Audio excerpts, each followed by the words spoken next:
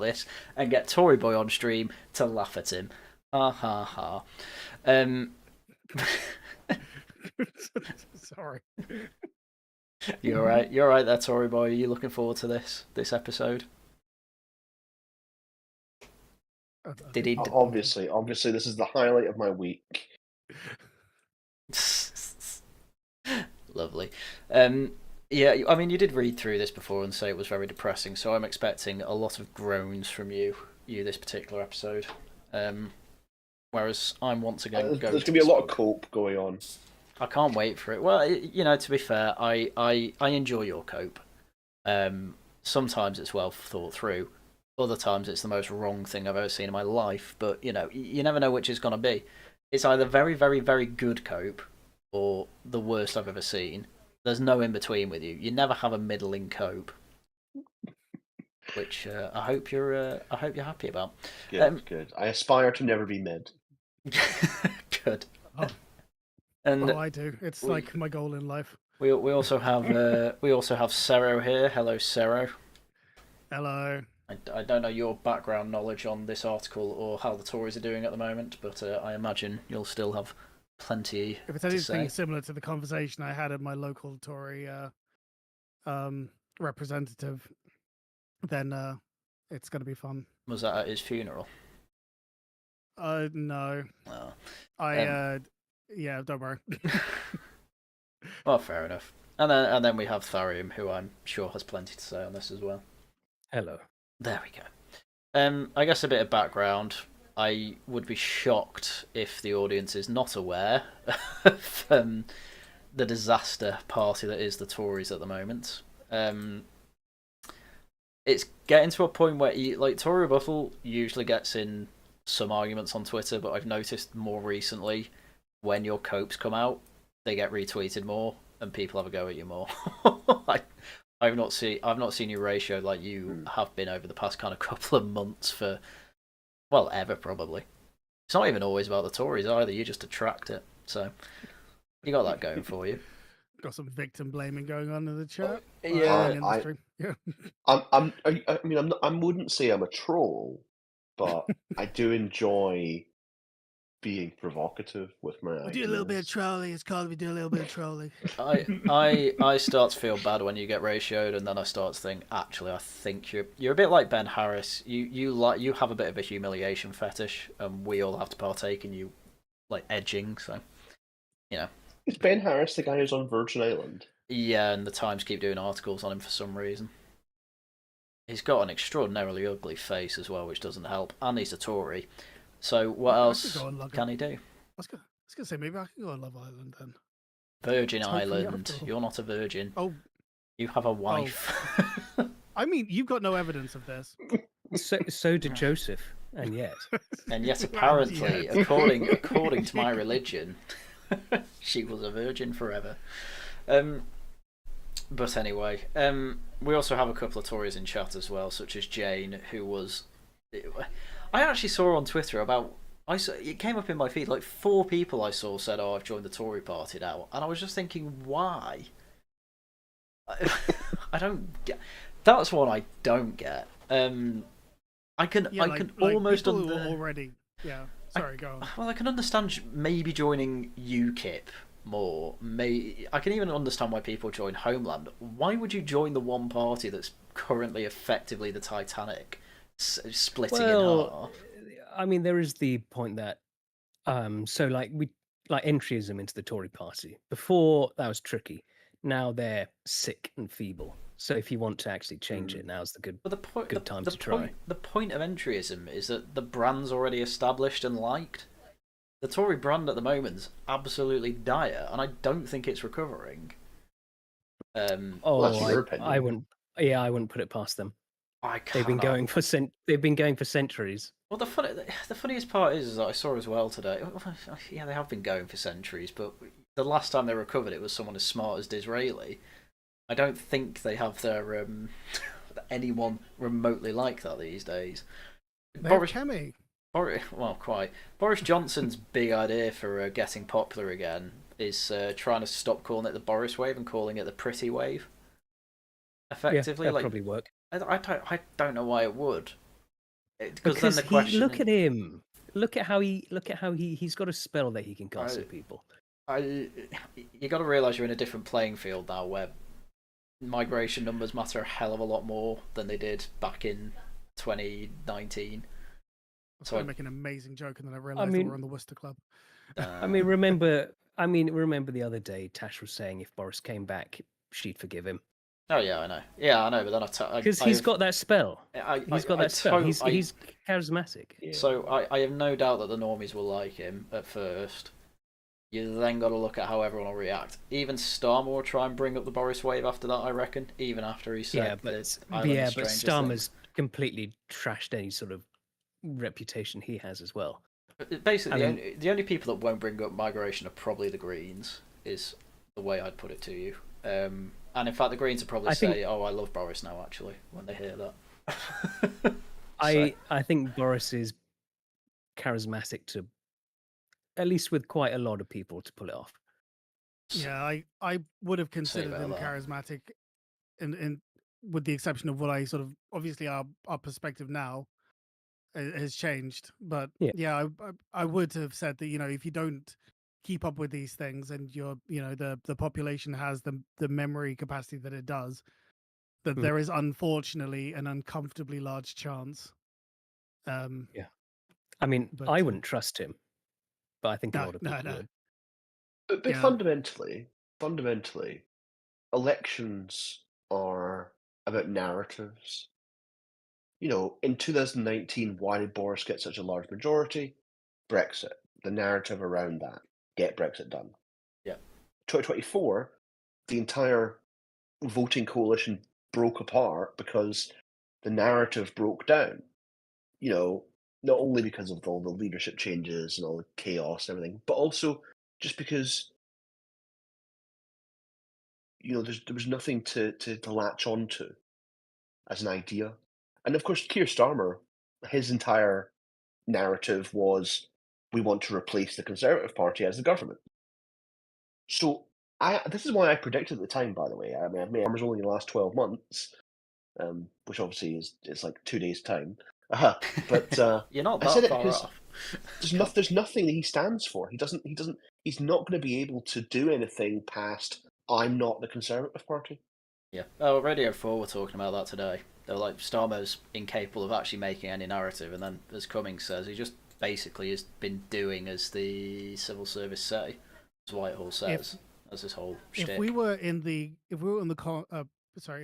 context of like a momentum version of Labour, that would have actually been absolutely true, because the actual base themselves would have had a much more like set ideological basis. But I think that Starmer is probably actually a great representation of the Labour base at the moment, just completely flailing with no particular principles other than Tories bad, reform racist, and everyone I don't like is right wing, and all right wings are Nazis. That's all. That is their ideology. They don't have anything other than that. Sorry, Tory. Is that? But I also think that there is a certain amount of PTSD that goes along with being a politician, right? So a lot of things I say and a lot of the things I believe are caused by the PTSD I have around the 2017 general election. Things just went radically wrong in 2 weeks' time, and it was all shit. Was that the mate? Have you had that officially diagnosed? PTSD over the 2017 election? No, I don't qualify for PIP just yet. I was going to say, self-qualified, got on PIP. Terrible. Yeah. Afraid of scaring the voters. So he's constantly trying to portray himself as patriotic and basically right-wing. He's talking about military defence. He's talking about, borders and smashing the gangs. But obviously his actual core vote is left-wing lunatics who don't want any of those things. And he's kind of losing both sides at the moment. Now, actually, the weakness of the Conservative Party is what's causing a lot of the problems we have now, which is that the Labour Party is still like 25% in the polls, which is ridiculous. Anyway. Sorry, I'm going off the tangent. Well, it's It's kind of No, doubly it's good. ridiculous. One, that they've got so low, but also it's ridiculous how they've got so low so quickly when they started so high. Like when they came in, polling wise, they were very high, and now for it to plummet so quickly is, I mean, when was the last time that happened? I think Southport was like such a, it was such a sort of a hard stop, because Harry often talks about how there's a sort of honeymoon period, and I think that It wasn't really. It wasn't really this time, but yeah. There is normally. Well, Yeah, well, that's what I'm saying. Normally there is. Yeah, exactly, exactly. Yeah. But any sort of shred of a honeymoon period that they would have had, any goodwill, any post-election high that they had, it was just killed and buried at Southport. And then because we haven't had any good news since then. It's kind of a weird one, Southport. Yeah, no one had goodwill when he was clearly not able to lead and almost reassure the country. Then the riots happened, and then it was actually quite popular, his reaction to it. Everyone seems to forget that. Him kind of cracking down on the rioters and throwing them in jail was quite popular. Now it's come back around to Lucy Connon, whatever the woman's called, in jail. That's not popular. The polls and his reaction, we do have to bear in mind there would have been psyoping involved in that. No, I think people just don't like what looks like random violence. Law and order. We know the YouGov meme of 73% support whatever the government's doing, right? It wasn't just YouGov. Yeah, but no, I don't know. I do think that there was a huge. Yeah, I mean, there's always manufacturing consent, but exactly. Then, sorry. Yeah, there's always manufacturing consent, but then I think all the explanation I need is in the follow-up, where they were like, "Oh, we also have intel that there are all these right-wing demonstrations that are going to happen." Completely made up. Completely made up. I even had people who I know sort of saying, "Oh, they were worried that there were going to be, these right-wing protests."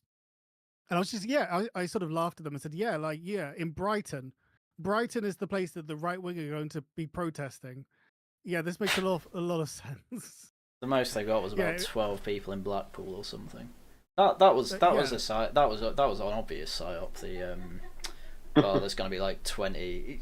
Why do you laugh, Tory? Yeah, the hundreds of protests all over England. I know. I remember there was it Blackpool or was it Sunderland, where they were like marching through the streets, and you're like, where are you going? What's the point of this? Possibly, I can't remember. Because there were some, like even like the even the Lotus Eaters were saying, some of these just don't go to them because they're clearly honeypots. Well, everyone was saying that about the because it was like Hope Not Hate was saying, "Oh, here's a like infographic from the far right about everywhere they're going to go." We all keep an eye on the far right. Nobody had heard anything like that. No one in PA. No one in PA. No one in Homeland. No one in not a Morgoth's lot. None of like AA's lot. Like the whole dork right was like, yeah, this isn't happening. So then when I was like telling my brother caught on that. I made a video about it being a psyop or something, and my brother was like, what makes you think that? And I'm like, well, I keep an eye on the people that would be sharing that, and they were all saying, yeah, no one we know's made this. Like, they were publicly saying on Twitter, don't go to it, it's an obvious honeypot. I'm willing to believe them because none of them went and they were all empty. I reckon it was just all made up.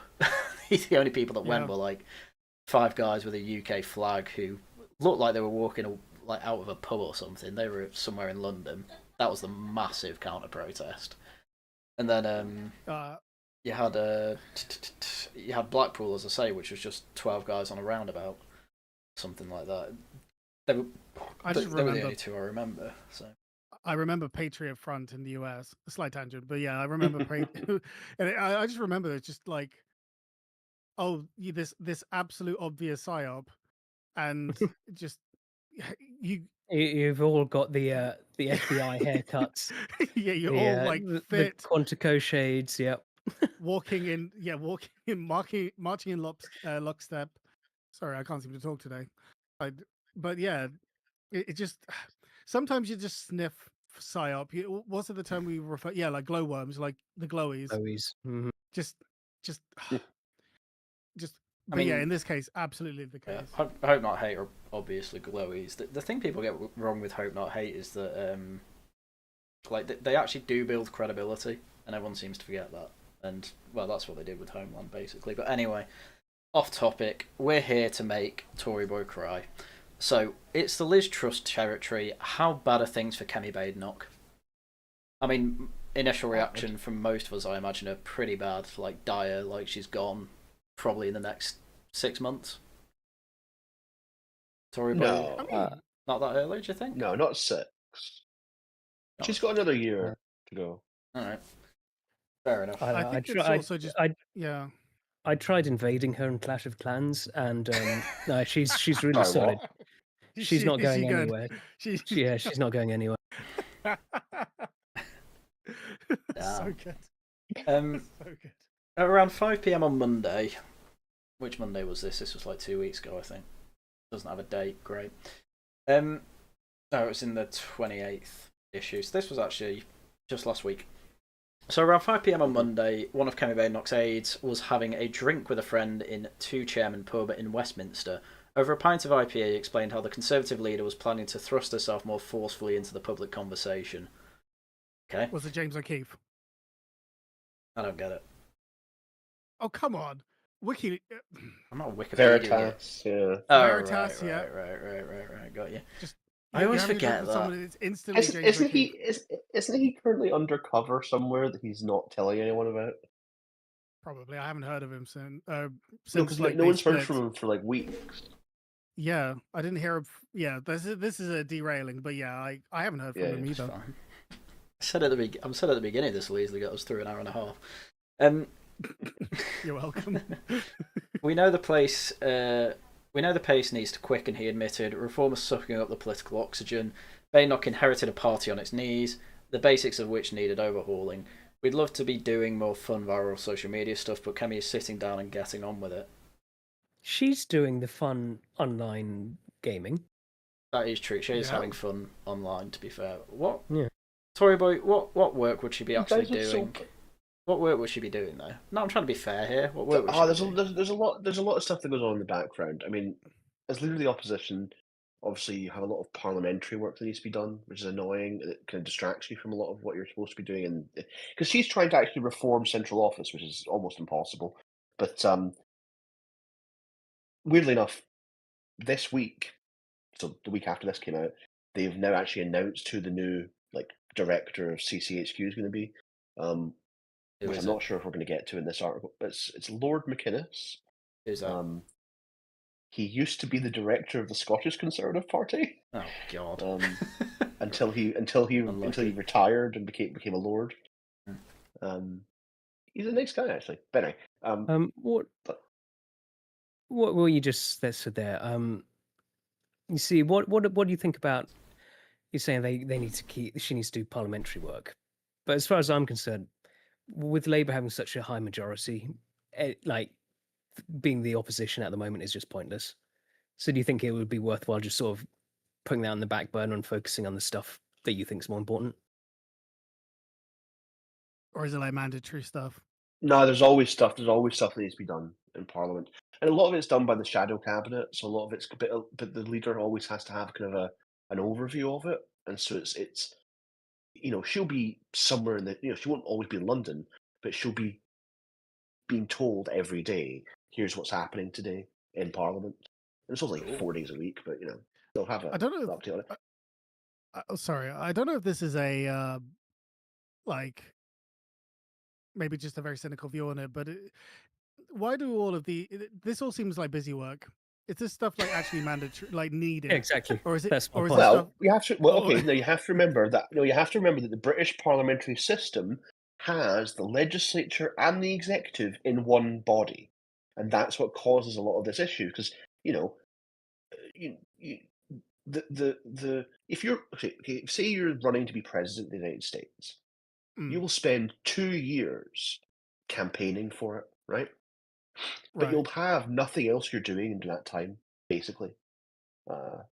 Whereas if you're in Unless- Parliament and Unless you you have are to the do the president, actual of work course. of well, yeah, but you have to do the work of legislating, which is different from these. Anyway, all of which is the only reason I mention this. Anyway, back to the actual article. I just want to say that this is a good place to stop because you're about to see possibly the sickest burn in a Spectator article. All right, go on then. That same afternoon, just over 100 yards away, outside the Westminster Arms, Robert Jenrick, the Shadow Justice Secretary, who has impressed MPs with his energetic harrying of the government and a series of fun viral social media clips, was having a drink with Thomas Skinner, the former star of The Apprentice, catchphrase Bosch, who wants to be a Tory candidate for London Mayor. A video of the two was soon on Jenrick's social feed. He looked like the leader interviewing a candidate, a witness said.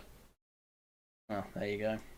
And So what I mean by that is that the juxtaposition between and just Robert Jenrick out there, 2 doors down, getting it done on a phone. Yeah, and it's all like which social was media as well. Yeah, which was my point. I mean, why doesn't Kemi just do that?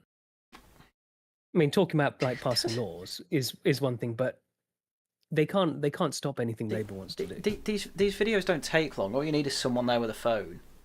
You know, it's not like this is a lot of effort.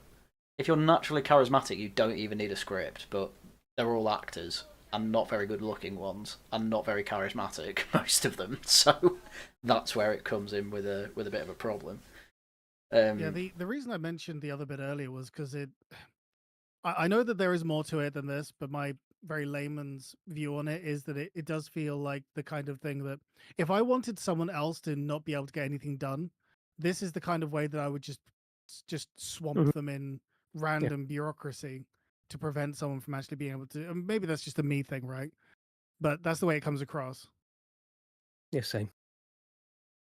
I mean, I've no doubt there's important stuff for the leader of the opposition to do in Parliament, but I don't know as much as Tory boy, so. But how important is it actually? Well, like, if it was a close majority, sure. But when it's a really big one that the government has, what's the point? Well, I suppose it's the funny thing. I suppose it's the funny thing with Farage, isn't it? He really doesn't have that much to do in Parliament, and everyone has a go at him if he misses a vote, and then it's a vote that loses by like 200, and he's always like, "Well, I wouldn't have made a difference then, so I was off doing something useful." Kemi might not have that freedom as much, but it depends what she does. But doing the legislator, I don't know the details of that. And not. Well, I mean, a lot of it is just you get free airtime from it. True. It's about the media narrative. That's what is the 15-second clip they play on the 6 o'clock news? Yeah, you're still having to play to the media, unfortunately. That's never. To be fair, that's always been true. I remember, reading The Lion and the Unicorn about Disraeli and Gladstone, and even they were having to play to the media a bit. Obviously, it was just paper in those days, but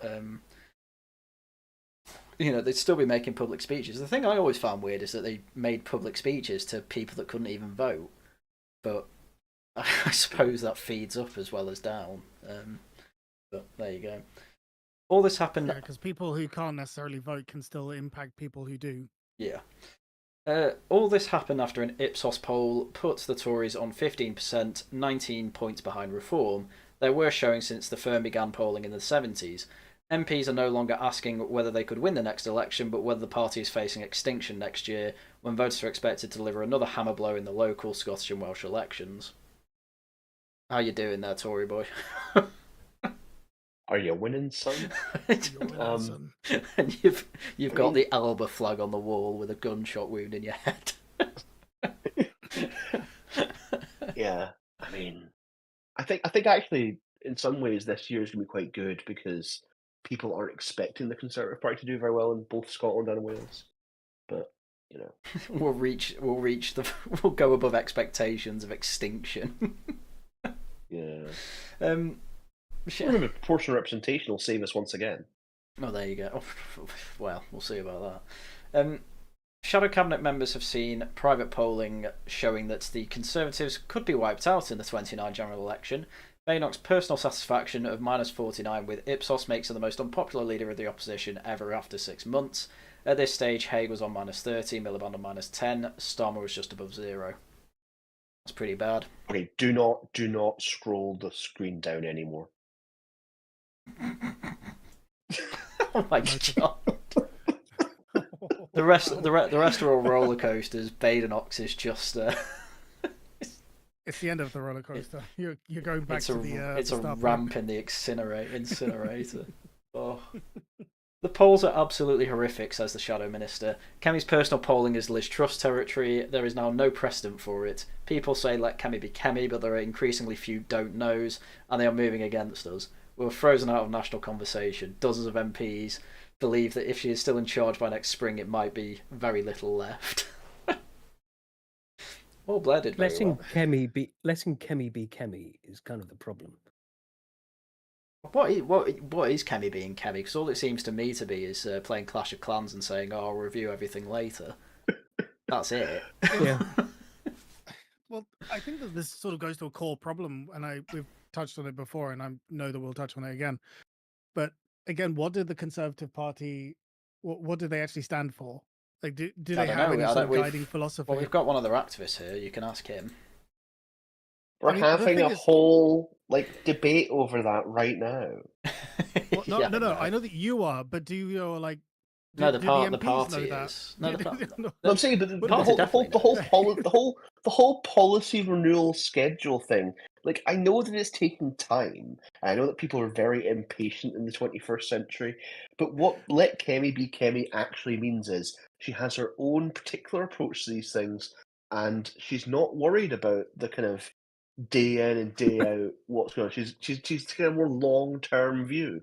The problem is that she's not going to be around for a very long time. Is that as critical as you're going to get with your leader? I mean, I that's think as you're far being as I fair, can to be go. honest. It did make Yeah. me laugh when Jenrick lost the leadership election. Tory boy and a few other of the Tory members were saying, "Oh, I've always said Kemi Badenoch was the right choice." I never said that. What did That you never end I up? know happened. she was. What did you end up? I think you like. Yeah, he never said that. You said some. You said, He was it he was was- always I supported Jenrick. Yeah, I know he was. No, it was a joke. I know he said it as a Okay.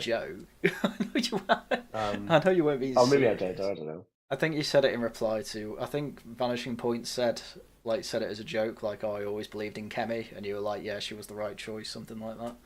It was obviously Okay, a joke. as a joke, Yeah. as a joke is different. Yeah, I know it's different. Okay. Well, you didn't I- make that clear. All right, well, I don't know what I did To last be week, clear, let it alone was a two- joke. like last year. no, to be like I think everyone knows Tory was very much on the Jenrick train. Well, still is really. In recent council by-elections in Kings Lynn and West Norfolk, a seat still held in the Commons by the Tory James Wilde, the Tory failed to even field a candidate, and Reform won both. Hooray! In Mansfield, they I've been secured. to Kings Lynn once, but I've been there I'm once. so sorry. It was. Um, It was for a lesbian wedding. Right, carry on. Oh, boo. In Mansfield, they secured just 9.4% of the vote in a council seat once held by Ben Bradley, and Reform got 61.6%. I don't know about you, Tory, but I'm really happy reading this article. Another former Downing Street strategist said, "The best plan at this point is probably to salvage what we can. Fight to retain 80 to 100 seats and hope to be relevant when the next government is forming." Be honest here. Which of us on the panel think that retaining 80 seats is reasonable? Like, a reasonable possibility? Yeah, it is. Oh yeah. Yeah, very You much. you don't sound that convinced, Tory boy. To be honest with you. I mean, I was surprised we got 121 seats in last year. Yeah. I thought that was it could have been worse. It definitely. Well, yeah. But I'm.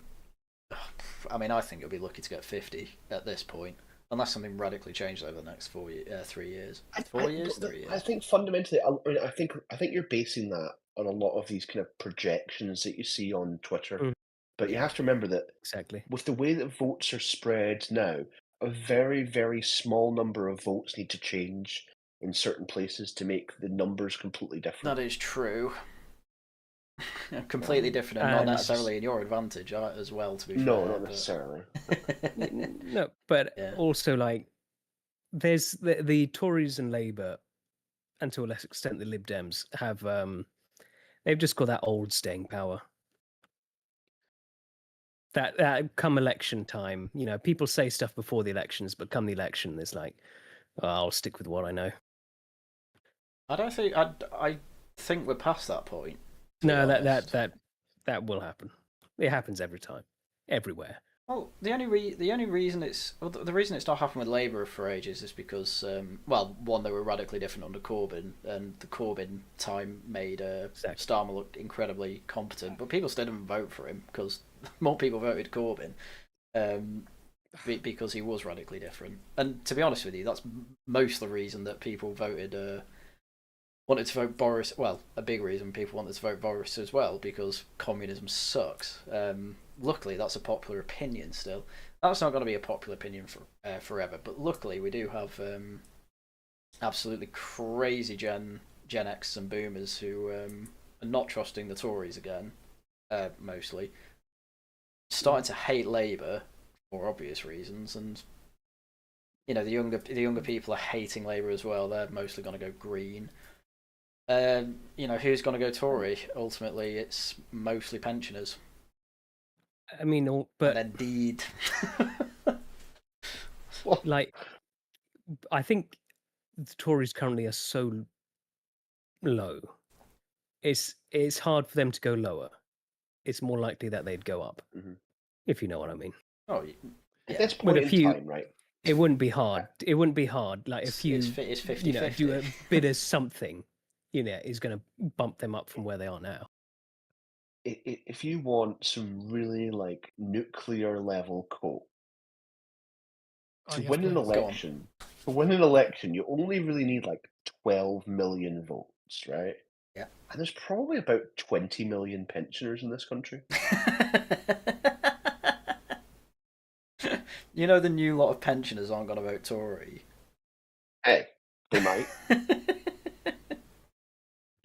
The problem is, again, going back to my last point, let's say the 20 million pensioners, you know, the Democrat supporters, and you know, from in the US equivalent, you know, the recently buried are also voting, you know, Tory. Biden found them. Tories. Hold on, Tories don't cheat. I'm sure Tory boy would say it. But again, it's like, what do we get? I know that this is a very, you know, juvenile way of looking at it, but again, it's like, do I just get more Blairism? Currently, that's all we're looking at. Yeah, that's like my main thing, because I've always told you I have a very cynical view of this. Like, whatever gets us, whatever essentially reverts everything that Blair did onwards and gets England back to a place that I remember in the early 2000s before all the damage is done. Yeah. If Nigel Farage wins an election and becomes Prime Minister, I give it 6 months and people will be calling him a Blairite. Almost definitely. I mean, he is. I probably would, but I mean, there is a chance. He said. I mean, he says the same stuff as Blair these days. See, people are already doing it. People exactly, can never. That's the problem. People can never be happy. It's gay. Well, I could but if it just wasn't more of the same. But the thing is, it's the chance and the likeliness of it, right? Not saying that it's going to happen, but I'm saying that I want to sort of reduce my chances of it happening. You know, we remember the old. Maybe some of us don't, but most of us here, I think everyone on the panel knows. We remember what the petrol prices used to be. We remember what it used to be to like. No. What were the petrol prices? I've literally never seen a petrol price below £1.20. Or I don't remember anyway. That's a lie. I probably have, but I never know. I only really noticed petrol prices. I remember when it was 85. And and so yeah, that's kind of the view that I take. I'm very cynical. I don't care what party gets us there. If the Tories can get us there, I couldn't care less. But if it's going to just be more of the same, then I want to I want to sort of try and get that straightened out before, at this point, so that when the election time comes, because it's going to be a number of years, even if the right managed to make some sort of crazy reversal, the good stuff isn't going to happen straight away. We need people who are going to make good choices, and those good choices need to be prolonged. And so, going back to my initial point of, I too like do good the thing. Conservatives? Well, no, yeah, but like going back to the original point of saying, do the Conservatives have like any sort of guiding philosophy?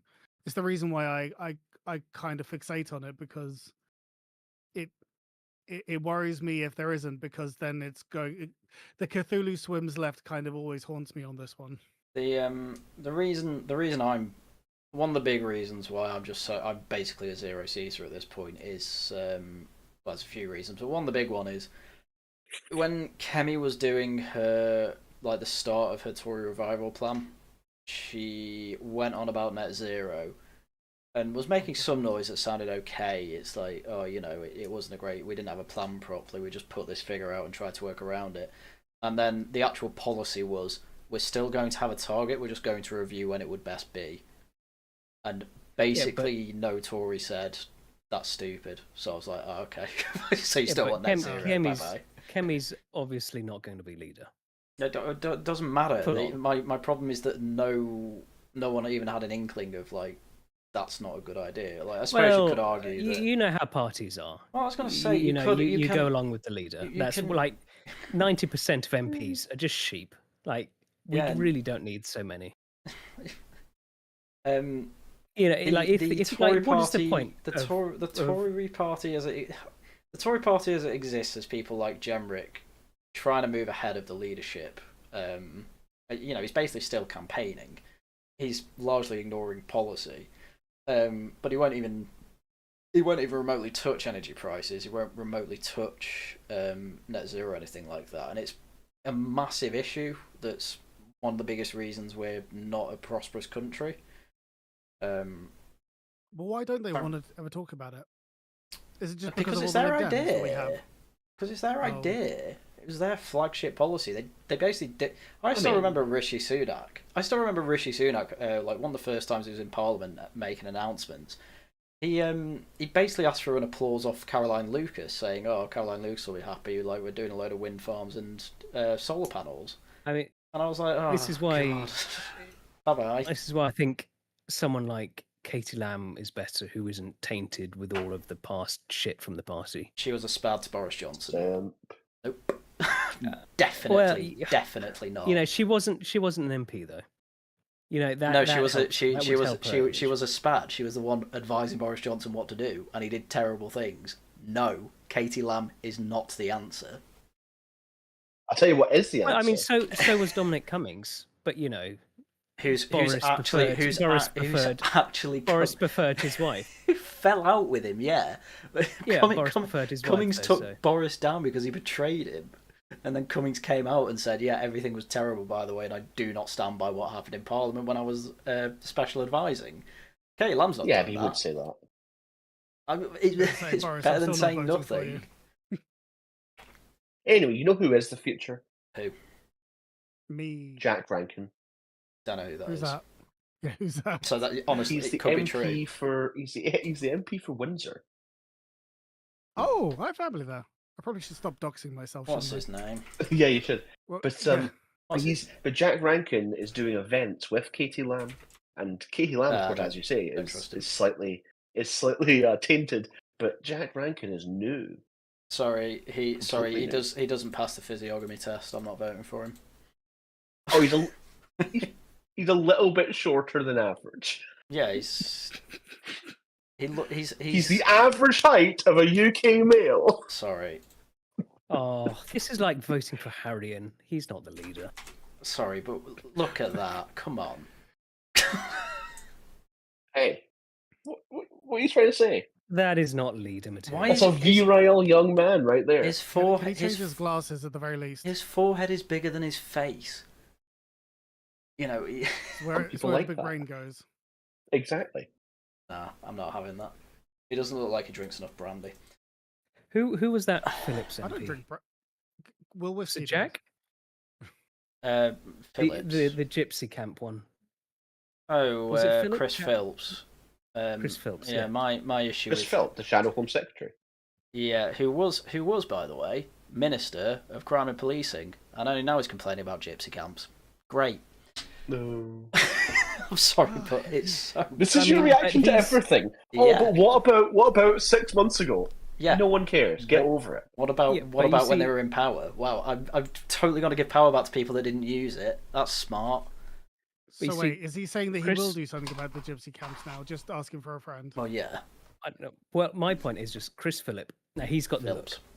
This is I will. No, Get, I will. it says Phil. I will Philip. give you Oh that. yeah, Philip. It is Philip. Yeah. He's got the look. This is a proper Anglo who's gonna smash in the foreigners. He, That's the look he's got. What? Let me get the picture up. He He absolutely. does not look like that at all.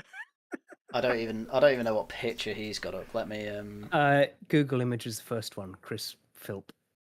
hang It's on. like I think it's his His, actual his parliamentary biggest problem is That the one. fact that nobody Look knows at what his name is. He That's a does- good he picture. actually He has. does a look good like an.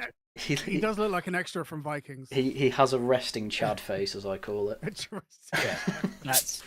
That's good physiognomy for a leader. Yeah, that's good vibes. That is good vibes. But he didn't do anything with power, so I don't. I Trust I mean, Ironically- and look at how women vote. Unironically, his suit. I was going to say, unironically, his suit is actually too cheap for him. He needs a better suit. He actually looks Aryan. I mean, look at how women vote for like Gavin Newsom. It's like, oh, he's so Oh, pretty. yeah. This guy, Or like Justin this- Trudeau. I actually firsthand met like people, like some of my extended family in Canada, who were literally like gooning over Justin Trudeau, and I'm just like, literally, how? Yeah. How? But Yeah. no, this is how. This guy will get the women vote, easy. Kemi, no chance. Women hate Kemi, but this guy, yeah, he'd get the women vote. It is there upsetting you how go. much of like the future. I mean- sorry, just I was going to say how much of the future relies on us converting the female Lib Dems. I mean, this is all life, really, isn't it? I've Get spent my attracted entire to- life trying to convert the female Lib Dems, but it's never seemed to work. You're not attractive. You You've got to turn- look like this guy. You turn them then you Labour, can do mate. it. It's very true. I do not look anything like Chris Philp. Oh god. There you go. That. Right. Anyway. Badenoch's team sees progress. After Storm was forced to U-turn on holding a public inquiry into the rape gangs and over the winter fuel allowance, issues she had championed, she plans to launch a new policy board every week until the summer recess. Did she Wasn't do that that? forced by? I was going to say, wasn't that forced by reform? No. Oh, it was a mixture of everyone. It was, Kemi was vocal about it. The rape gang thing was like multi-directional. Like even Rupert Lowe had some pressure on that as well. So it was basically everyone to the right of Labour was pushing for the rape gang thing. She plans to launch a new policy board every. What's this policy board thing, Tory? I don't even remember that. I don't think it's happened yet. You know, the summer recess is in 3 weeks. Well, that's 3 weeks. Yeah. Including- This article's only from last week. Yeah, I know. She plans to launch a new policy board every week until the summer recess, okay, including tax commission and one on social cohesion. That'll be good. She'll use the party conference in October to unveil her plans for whether and how to leave the ECHR. For whether to leave the ECHR. Yeah, they're having a Why whole does it feel discussion like- about it. It, I was going to say, why does it feel like other people are actually just making her decisions? Because she Again, plays this is Clash of probably very Clans jaded- half the time. Well, I kind of wish she was playing Genshin, but that's just me. Mm. I should have my vote then. But like it kind of does feel like she's like, oh, we need to review this. We need to review this. I'm just like, well, what is your opinion on it? What is your opinion on it? I want to know your opinion Her specifically. opinion yours. is we need to think hard about these things.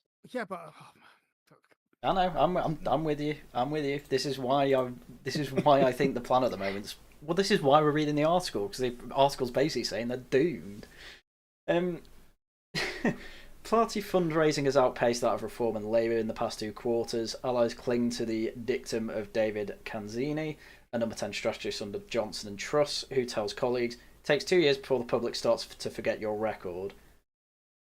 Do we think we're going to forget the record here? Hold on, but I do actually. Always, it happens every time. Go on, Tharium. I think, like, we're talking about them being doomed. The fact they're still getting all this funding shows that they do, even up now, there's still some staying power to them. There's such a... Actually, does Leader of the Opposition get to... Yeah, Leader of the Opposition gets to make peers, don't they, Tory boy? In fact, They nominate people, yeah. Yeah, they nominate people.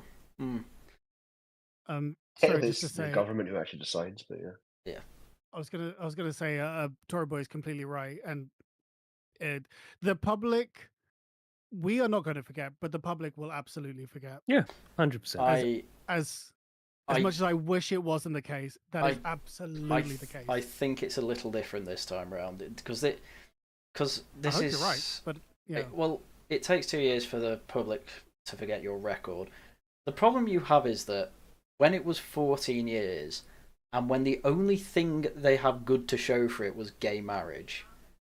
Yeah, but it's also... Okay, that's your line. What's your line, Matt? Go on, what's your line? It's also... I would also say it's also not 2 years, it's 5 years. Oh, exactly. Yeah. Let me just remind you that in 2015, the Lib Dems got almost wiped out. Yeah.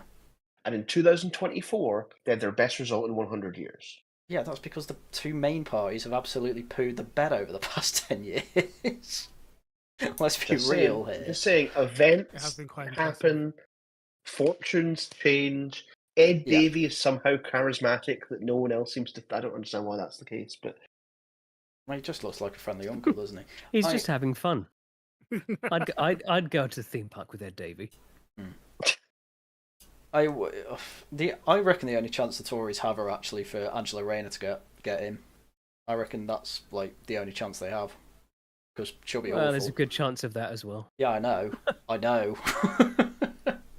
I actually think Wes Streeting is more likely to be the next Prime Minister. I reckon so too. I mean, people are saying Andy Burnham as well, but I don't understand how he's... Like, how would he... Andy Burnham's going to be the one to take over after they lose the next election. Yeah, that makes sense. Everyone seems to like Andy Burnham. I don't know why. Neither do I. Well, he makes yellow buses. I don't know. But yeah, another reason I don't think people will forget the record is because there's going to be political forces that won't let people forget. Because I'm not being funny, but even I remember the first time I voted. The Tories were still talking about that letter that was left by them in the Treasury, that there's no money left. So I don't think anyone cared. Well, that's the first time I heard of it, and I kind of cared. That's what made me vote Tory. So. But anyway, they hope that means that Badenoch can make headway in the polls by the summer of 2026. All right, there we go. If they get back up above 20% in 2026, there we go. That's your bar. Despite the better performances at PMQs, many Tories think Badenoch is unable to channel her undoubted intellect into something that is palatable to the average voter. I knew you were going to laugh. Okay. Undoubted is a very funny way of putting it. I don't think she's an idiot. I think she's just lazy. I think there's a difference there. I actually agree with you there. I don't know. This all comes from like one meme that was on the internet. You know that. It was like Max Tempers made a joke one day and everyone just assumed it's true. What's the meme? I've literally heard staff members, people who work for the Conservative Party, making jokes, the same jokes you guys make, but it's all based on one internet meme. No. What's the meme? Yeah, what's the meme? Because I think the meme you're thinking of that she gets up at 11:30 in the morning and plays Clash of Clans all day. The Clash of Clans thing's from an actual article though, and there was also the reason that everyone says she doesn't get up is because this is her special her staff. Yeah, her staff say that she works on KMT or Kemi Meantime because she is always late to things, and they have said she doesn't like. They made the joke that she doesn't get up before 11 to like the reporters. Like this is all actually. This isn't just Max Tempers. This was in like the Times. I remember reading it. It might sound funny, but the fact that she plays Clash of Clans actually endears me to her more than anything else. Like the mobile game aspect to it, It wasn't. actually I mean, bothers me the least. Did you She hear? is literally a middle-class housewife. It bothers me. It should be a real game, not a mobile game. Well, yeah. But that's the kind of games that middle-aged women play. That's why I'm saying that. That's why I'm saying if she played Genshin, then I would have way more respect for her. But that's just, even though I don't actually play Genshin yet, I've been trying, but haven't got into it. But that's not here or there. It's more the You're fact such a weeb. I am, and I wear it on my sleeve. But no, it's just the fact that I think that the fact that people mention the Clash of Clans stuff is more just the fact that it's more that she's just not paying attention, right? Yeah, that's kind of the thing that people are pointing out. Like, instead of playing Clash of Clans in a car, like 20 minutes into a meeting, she could have instead made a social media video. It doesn't take long to record one. Like, literally, she just needs to de-stress, You can. I literally de-stress, but I've literally de-stress. Me crashing out over the last 2 days has been me de-stressing. I've been watching this. And unironically, if you put out another one, Harren, I would have messaged you personally and be like, "Are you okay?" But so far, you seem to have recovered. Politics Joe did a video interviewing a load of witches, so I might go through that. But I actually tried watching your latest video, and I got 45 minutes into it, and then I realised I'm not listening to he's just repeating himself over and over again. I'm not listening to a word he's saying, and it's like, Thank you. I get it. Ben Habib is a weirdo. Thanks. Hey, I'm Rupert though. I didn't need an hour and 20 minutes of it. I think I needed to make my point very saliently, and it took as long as it needed to. A big chunk of that was the what's it called, Dan Wootton reaction there. But anyway, but despite her, that's actually no. I was going to say the other thing that's been brought up is that she doom scrolls. I think that was reported in the Times that after the election, which was pretty bad for the Tories. Well, every politician does. Every politician does doom scroll, but they at least said like, Nigel Farage was celebrating. Keir Starmer was like with his team discussing what to do. Kevin Badenoch doom scrolling. Being fair though, again, going back to the last point, that kind of thing has a tendency to, for me, that would endear me more than anything. Like I would hope that you're not doing it all of the time, but someone doom scrolling is at least human. Well, I don't think the Keir Starmer doom scrolls. Well, he does. I think everyone, all of Parliament is obsessed with Twitter. Well, no, but it's more the fact that it's just that it's a very Blue human thing now. to do. I think a lot of them are actually on Blue Sky more now. It's so jarring. That's so I gay. keep saying. If any Tories on Blue Sky, I just instantly eject. I keep saying this, but like genuinely, listen to Times Radio, listen to The Spectator. You'll be so informed, pretty well informed. But not only that, I was jarred when I was listening to Times Radio, and someone was like, "Oh, I was having like replies with people on Blue Sky," and I was like, "Oh, people actually use that. People like in charge of the media actually use that. I keep forgetting it does matter." Yeah, people in charge of the media, not normal people. And TikTok, but yeah, Blue Sky is kind of just. Where do people's opinions derive from, Tharium? Well, mostly Twitter. No, come on. Yeah. No, we've been through this enough. No, it doesn't. Has actually been... Where's what Blue Sky they do though? Yes, because that's where the media are. Because their opinions derive through the BBC. The media are all on Twitter still. There actually is this weird. There has been a huge exodus. Blue Sky is Blue Sky back to Twitter. Blue Sky's falling. It's bad. Doesn't matter. You're so out of touch if you think that's more seriously. Blue Sky has more influence over the national conversation than Twitter now. Unironically, it really doesn't. It does. No, Blue Sky's numbers are just falling. No one's on it. Let me contextualize this for you. Blue Sky in the UK is the left-wing version of Truth Social in America. Yeah, that's true, actually, yeah. People use it, but it's a very small coterie of people. Truth Social is nothing more than Trump messages. Does anyone use it for anything other than that? People who want to suck up to Trump. Yeah. Maybe I should make an account. But no, that's true. That is absolutely true, 100%. And so I think that there actually is a caveat to what I was saying regarding, like for normies, for like normal users, like artist accounts, VTubers, whatever, like lefty personalities. Yeah, they're all having like their mass exodus, but there are sort of still the hangers on people, and they do stay on Blue Sky because for them it is they kind of use it almost like their sort of left-wing Telegram in some respects. Well, I'll put it this way. The other day we had Laughing at the Guardian, and there was, when I went through the articles, there was one about Palestine action. And that's because over on Blue Sky they basically weren't talking about it. On Twitter it's obviously everywhere. And the thing you got to remember about the Guardian is that no one buys it, but it influences all of the BBC because they buy half their print stuff. And then when it goes to like Britain's international newspaper is the Guardian, and I don't think people realise that. That's why they've got so many Australian and American writers in their opinion pieces. I actually, So that's our main media export. Our main news media export is the Guardian. They're all on Blue Sky. Blue Sky is literally influencing how the UK is seen, and how the UK actually works more than Twitter. Which is probably not more, but to a similar degree. They're on Twitter too. Guardian are on Twitter. But they block everyone you talk about. Yeah, everyone you talk about who is on Blue Sky is on Twitter too. Not everyone. No, Are they using? No one in the Guardian. Basically, no one in the Guardian is. The Guardian all did an exodus of it. I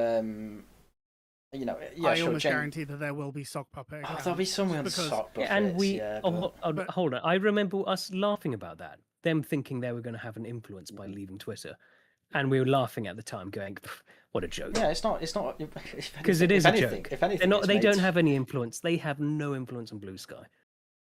What do you mean? They influence each other. They influence each other. They do have an influence on. Yeah. Who cares about the plebs? Who cares about the plebs? Like they muted the plebs anyway, or just called them like racist idiots. They ignored us anyway. It's not made a difference. The example, as much as I hate to give it, is what people say to me about Trump, where he has a very, very heavy, very heavy recency bias.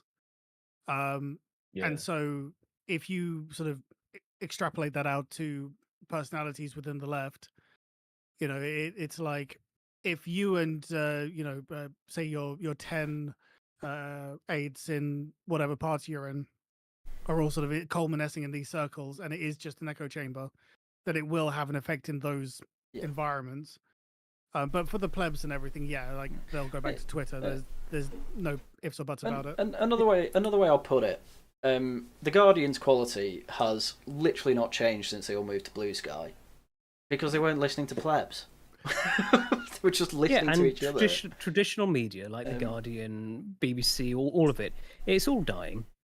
No one pays attention to it. It's not dead. People pay attention to it.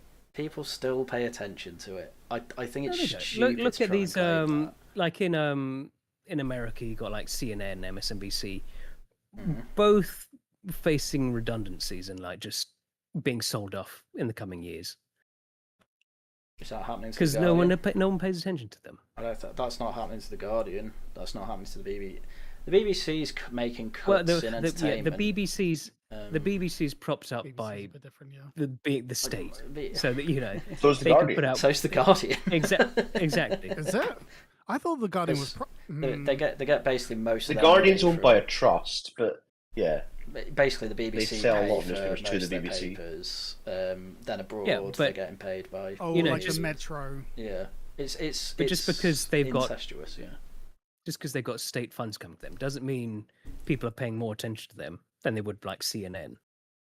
No, but the if you remove the distribution cost, that means that like people are going to see it as a lot more normal for one. So, for example, if you go onto a bus and you see a Metro, that has a power in and of itself. As far as manufacturing consent, like we said earlier, that unfortunately that is going to be the case. And so, for example, also foreigners, they're going to look at the Guardian and say, "Oh, this is what the Brits think." You know what I mean? So, which is grim. The more I think about it.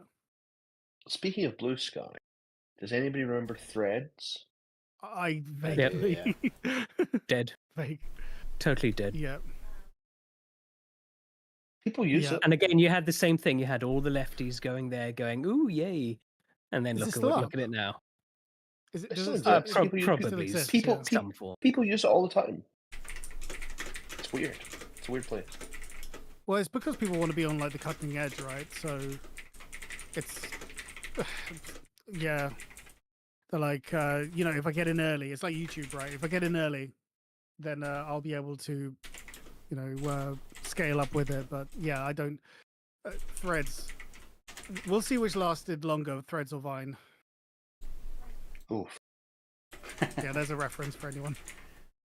It's funny how Vine failed, whereas TikTok, which is basically the same thing, has Vine did done not so fail. well. Vine was, Okay. But Vine was murdered. I was going to say it was totaled. Yeah. Rip. The people who owned it just took it offline. But why? It wasn't making any money. Right, yeah. But it's funny how, that's still a failure, isn't it?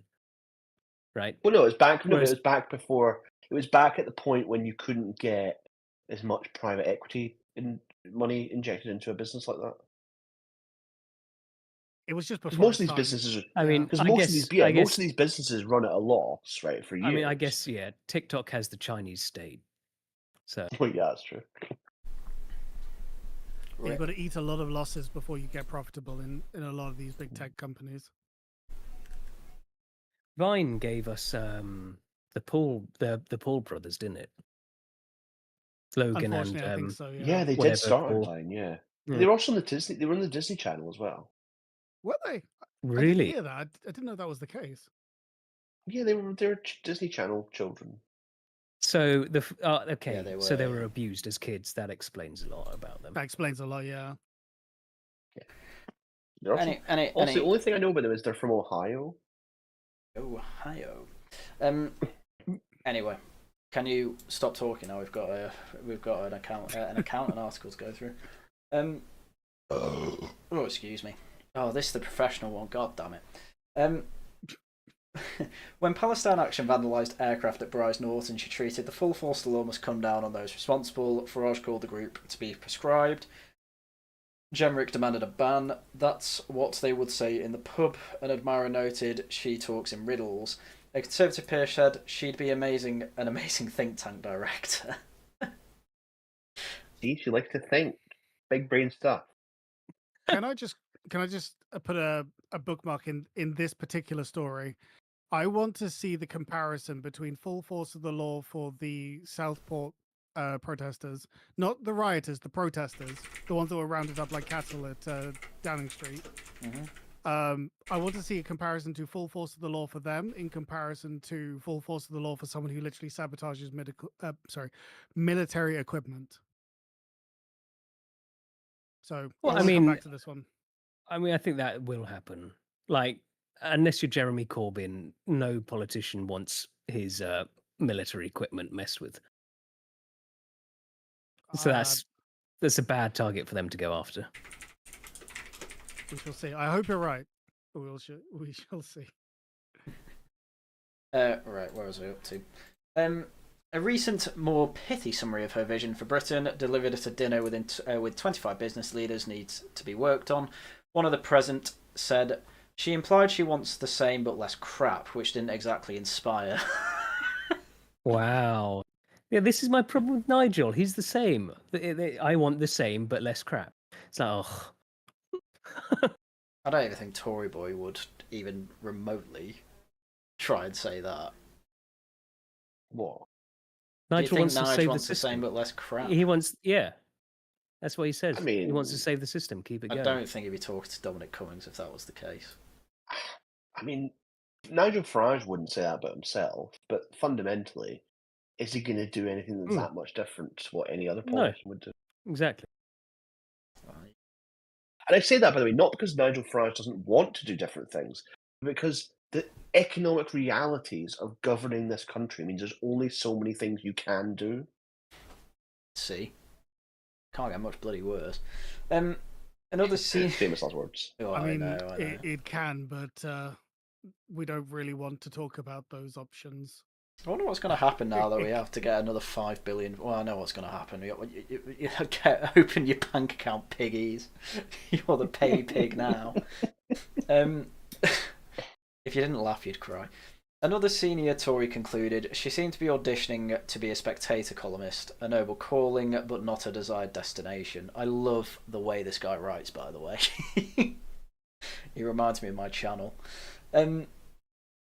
No, he's more witty, actually. I was going to say, wait. What do you mean by this? I mean, I'm witty, but... well, I've got more witty now that I don't swear, actually. You think of yourself as being witty. I am incredibly witty, actually. People tell me all the time. Other people tell me. I don't say it myself, but other people do. The most witty. The best wit. Best wit ever. Highest IQ wit. Carry on. Oh, God. The Shadow Chancellor, Mel Stride.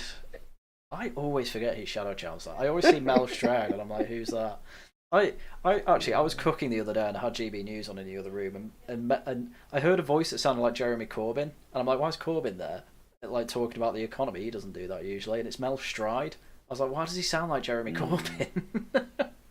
Can I just say, the Zoomers are clearly frying my brain, because when you said I was cooking then, I was thinking like, are you doing something really good or something? No, actual just cooking. Oh my goodness. The poster Sandpiper Zoomer brain is actually ruined. It's cooked, if you will.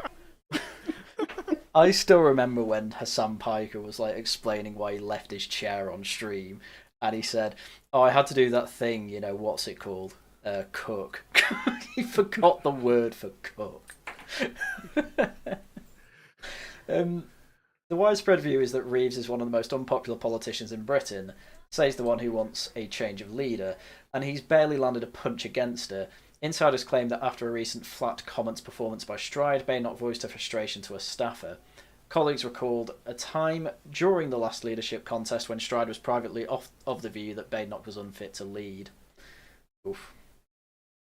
These noises are often denied by Tory high command. Badenoch is enjoying working with Mel, and they agree that they need to be the party of fiscal responsibility.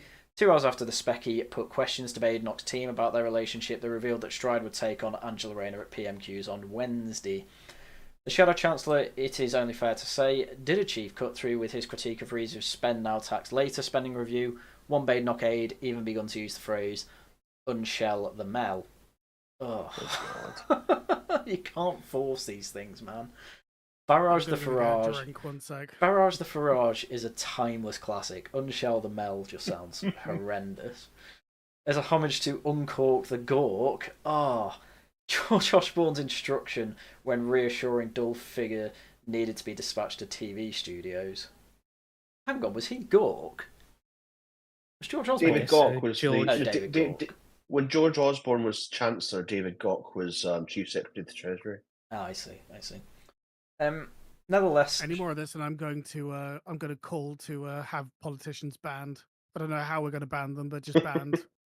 just we're doing something else. Welcome back, Charles Dickens. Yeah. He actually hated politicians. Nevertheless, Shadow Cabinet colleagues said that both Chris Philp, the Shadow Home Secretary, and Andrew Griffith, the Shadow Business Secretary, are eyeing Stride's perch. Neither is right for it, says a fellow frontbencher. Angling for positions in the Shadow Cabinet right now is like applying for a promotion on the Titanic. That is a common analogy I keep hearing, that it's like the Titanic. What do you think, Tory? Do you feel you're on the Titanic?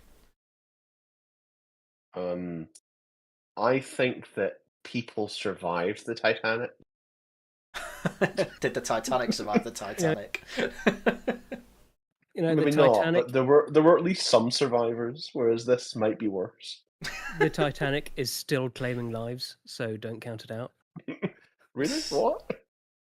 Or people that little submarine. Come on, it's big news. Oh, man. right, yes. Okay. I watched a Netflix documentary on that, by the way. The guy who ran that was a massive moron. He was such a moron. Literally told, "Oh, this isn't safe, by the way. You should stop making it out of fiberglass or carbon fiber." Sorry, and he was like, "No, it'll work." And then he died. Yeah, he was like, "Oh, we'll cut." Yeah, sorry. On I saw a video the other day. Someone said this. It was of a barotrauma thing, and there was a comment going, this sub has something like this sub has so many holes in it you'd think it was driven with a Logitech controller. Which point I replied, "Don't you dare sully that good Logitech controller. That was the only thing that worked." Was it even Logitech? I thought it was a. I think it was a. Yeah. PS- Yeah, I think it was a that PlayStation one. really it was- cheap Logitech one. It's I like think it was a Logitech £15 one, or something. It's I think it's like the most sold controller or something because it's so cheap. Well, it worked. It worked a little too well. So while Badenoch is expected to reshuffle her top team before the end of the year, she is likely to wait until Starmer has redrawn his cabinet. The biggest question is whether she is removed. Obviously. I don't mean, see like, why they won't. I mean, Yeah, but why remove her? Like, what are you going to replace her with? Oh, anything is better. Gemric or Cleverly. Genuinely, if I was a betting man, I'd probably put the money on Cleverly. I mean, He is biding his time. Cummings made that prediction that she'll be gone. I mean, it's not much of a prediction, is it? Like, obviously. Well, I mean, everyone's thinking it. Yeah. If Cummings, if they do vote in James Cleverly, I don't see how they're defensible really at that point. Like, what that would be bad. What are you defending at that point? Which I suppose is. I like James Cleverly. Yeah, I like him, but he's cooked. He's Who is cooked. he again? He's cooked. No, not cooked. Cucked. I was going to say. He's a wet. Yeah. He's He's not not that wet. He was in the military. Listen. He has a Space Wolves army. Can't trust him. Oh, wait, he spells wolves. Oh, no, that's cool. I like that. Oh, yeah, but you're... Yeah, but you... No. I'm what? I am You're what? Harry, wet. say it. You're wet. Cero does like furries. Old space wolves are cool before they I came understand furries. fairies. Anyway. Well, like back in like the Rogue Trader times, or just after. Just before like New Warhammer, basically. Anyway, party rules decree that only after 2nd November, Badenoch's first anniversary in the job, could MPs force a vote of no confidence. If 36 of the 120 MPs write a letter to the chairman of the 22 committee, those who plan to strike include young MPs who want a future. What a phrase! What a line! And those in seats where their local councillors were wiped out in May. Yeah, that makes sense. I do. Sorry. I'll let you. James in chat just said, "If Cleverly wins, I'll kill myself." You just joined. Oh Come no! on, Tharium. I do wonder if the people pulling the strings in the back rooms of the Tory party would let the MPs pick a leader, or if they do like a Rishi Sunak and just install who they want. Yeah, just pick whatever. Yeah, vote on their behalf. Yeah, that would be interesting to see. So Ross Thompson, the former Aberdeen MP who briefly ran Badenoch's leadership campaign in Scotland, defected to Reform on Tuesday. Just drip. You are drip feeding us your brightest and best, clearly. I mean, do you want to be reminded of why Ross Thompson's no longer an MP? Go on, tell me. I forgot. No, I really shouldn't tell the story on stream. Okay, tell me after. Saying Farage offered real change we need. Reform now expecting such an influx of Tory defectors after the May's elections that they may impose a deadline. We should tell people there won't be a lifeboat if they wait too long, a Reform official said. Braverman, the former Home Secretary, whose husband has already joined Reform, is considering the jump. Wait, he joined Reform? Husband. Yeah, he's been in for like a year. Yeah. So good, I didn't even know. Yeah, he was writing a load of articles basically saying, there should be a Reform Tory merge. But he stopped writing them about 2 months ago. Basically after May, he stopped writing them because he's like, no point now. And I reckon that's when Suella was like, yeah, I'm gonna move. I think conference season is going to be interesting. Obvious.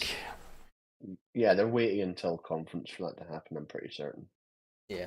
It's got to be excellent political drama. Gemric is now getting unlikely support as Badenoch's replacement. On 10 June, he dined in a Mayfair restaurant with David Cameron, Osborne, and fellow Cameroon Lord Baker. Why would you go near David Cameron?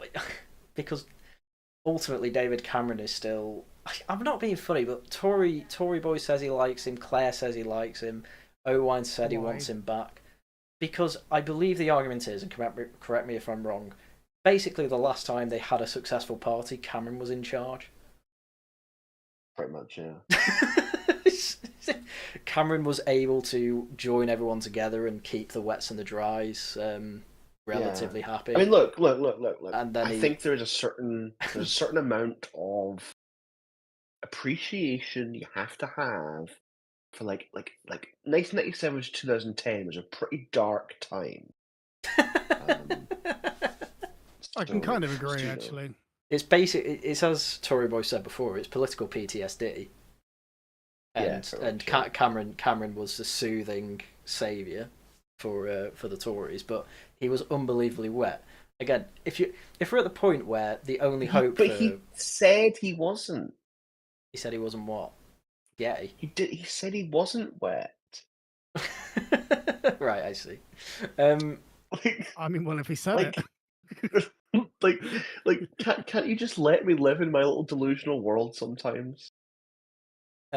Honestly, man, I think the only reason I go on about it is because I kind of wish it was true. Like, Jane, you know what I mean? Even Jane saying she likes David Cameron. You weren't even born when he was made PM. Look, the worst part is I had to work that out in my head to see if it was true or not. It's not true at all. But not quite. I was about to say, look, when you were being made, he was also making a pig, and that's all I'm saying. not being funny, but like allegedly. Cameron and his consequences have been a disaster for the Tory party, and yet the Tories want him back. As far as I'm concerned, he probably deserves to die at that point. Cameron now was it ever confirmed? Yeah, you said the same thing with Boris Johnson. What do you mean? I said the same it's never confirmed. Oh, the pig thing. Yeah, it was confirmed. Yeah, it was not confirmed. No, allegedly it happened, but it was. Nah, it happened. Never actually like. How would you ever prove that? It's funny, so it's true. How would I prove that? He got swine flu in his penis. I don't know. But I still remember when that story came out, and then 2 days later it was the first Black Mirror episode, and it was about the Prime Minister having to shag a pig to save. It wasn't 2 days later. When was it? No, that was after. That was quite a bit after. Was it quite a bit after? Yeah. I don't remember. I don't know. Clearly, the Black Mirror episode was before. Yeah, I don't know. I was like 12. No, I was older than that. Stop bullying me. I did my research lucky. About him. He's lucky there wasn't smartphones around back then. Yeah. Because these days, that's getting recorded. Yep.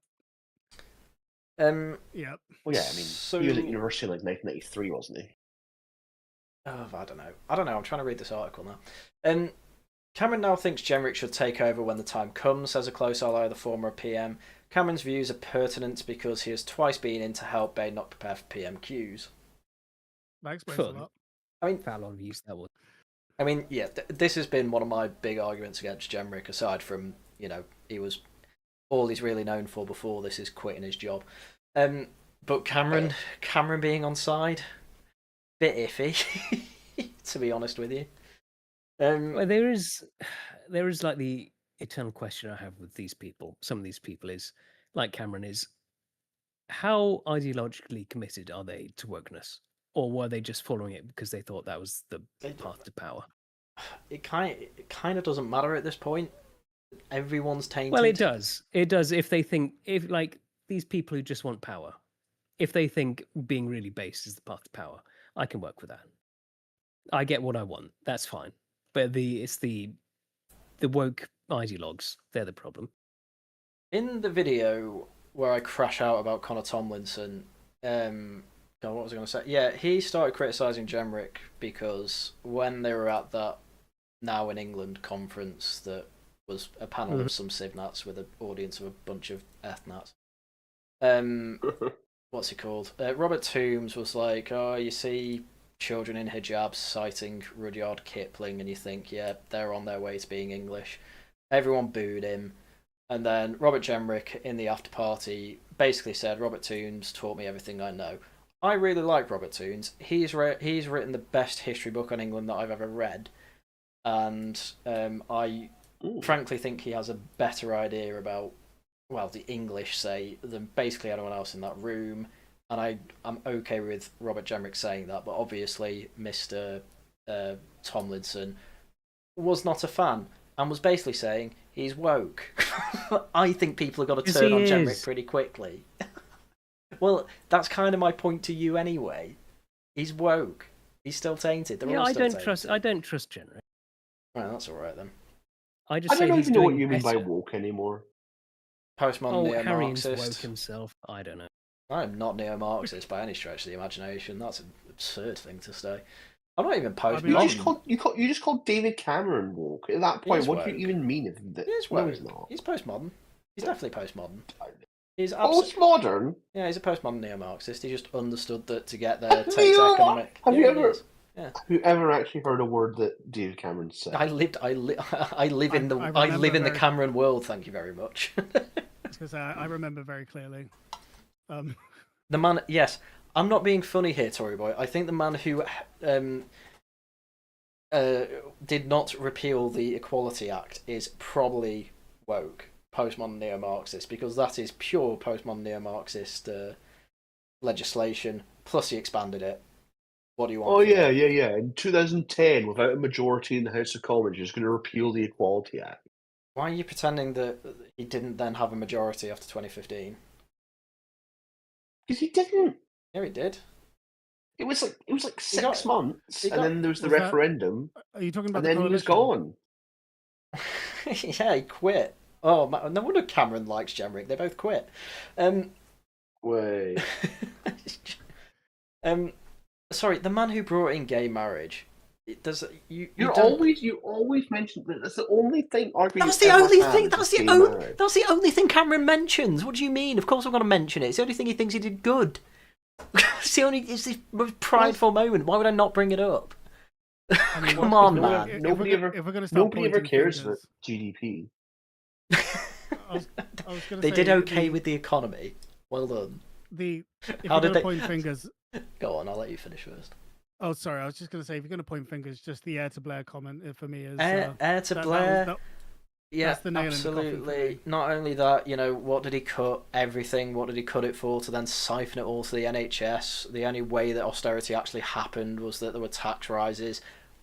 But still let the narrative that it was all spending cuts that happened, even though spending overall went up every year apart from 2013. Well, a horrendous politician. Blair was the heir to Thatcher. No. Thatcher then got dementia and couldn't criticise when he was actually in power. Let's be real here. Again, that's not actually what she said either. She said he was her greatest victory because it stopped them being openly Marxist. That's why she said that. She actually literally... They're still secretly Marxist. Yeah, but she didn't know that. She got dementia. She could have guessed. Anyway. So, Jenrick is also in touch with Boris Johnson. Oh, God. The smash glass in case of emergency option for leadership. Sparkling speculation that Jenrick would secure a peerage for the former Prime Minister. Some of Johnson's old team, however, talk of him replacing Bob Blackman, the chairman of the 22, and returning to Parliament.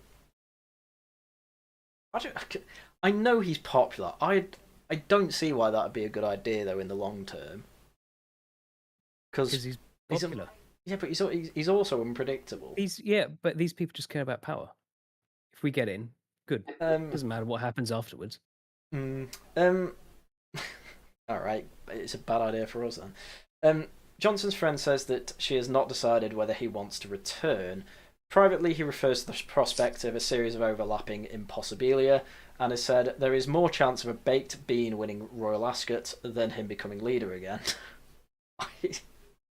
Well, we'll see about that. Scholars of the Johnson lexicon will note that such formulations were deployed as a smokescreen when he was previously I would love it if Boris Johnson gets a horse called Baked Bean, sticks it in the Grand National, and it wins. It all set up. That would just be brilliant. it is very annoying because sometimes on TikTok, I end up in the politics side, and there's a lot of Blair simping over there, even from like 12. Of course it is. TikTok's a bunch of children But, and leftists. Okay, like you don't have to say that But every you repeat time. yourself. We know that, but but sometimes you get like a load of Boris Johnson highlights, and I hate it every time because I'm like, oh, he was actually really funny. Exactly. He was actually really funny. That's why he's got a good chance. I think one of my all-time favourites was when he said, "Oh, half the Labour Party are anti-Semitic," and he was pulled up by the speaker saying he can't say that, and he said, "Oh, okay, then half you aren't anti-Semitic."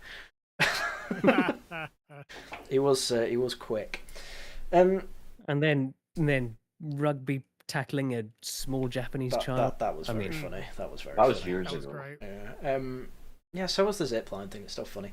Multiple sources say Johnson had thought about his offer to the party and the country. There is a 5-point plan, said the former minister. This would include a mea culpa for the Boris wave, which saw net migration soar past 900,000 a year. He blamed Priti Patel, his Home Secretary, a source says. I just don't think that'll work. I don't think that would work. That's also not what a mea culpa is. What's a mea culpa? Yeah, I know. You're a Catholic. Okay, tell me what it is. Mea culpa is Latin for I am at fault. Yeah. Yeah, I mean, it's actually the opposite. unless it means I put Prissy in charge, or I'm sorry I didn't stop these lunatics. Maybe it could mean that way, but yeah, it's obviously throw other people under the bus, and that would probably work. Especially if he goes into it hard, like going, "Can you believe what these smelly brown people did under my nose?" Can't believe it. I can't see that happening.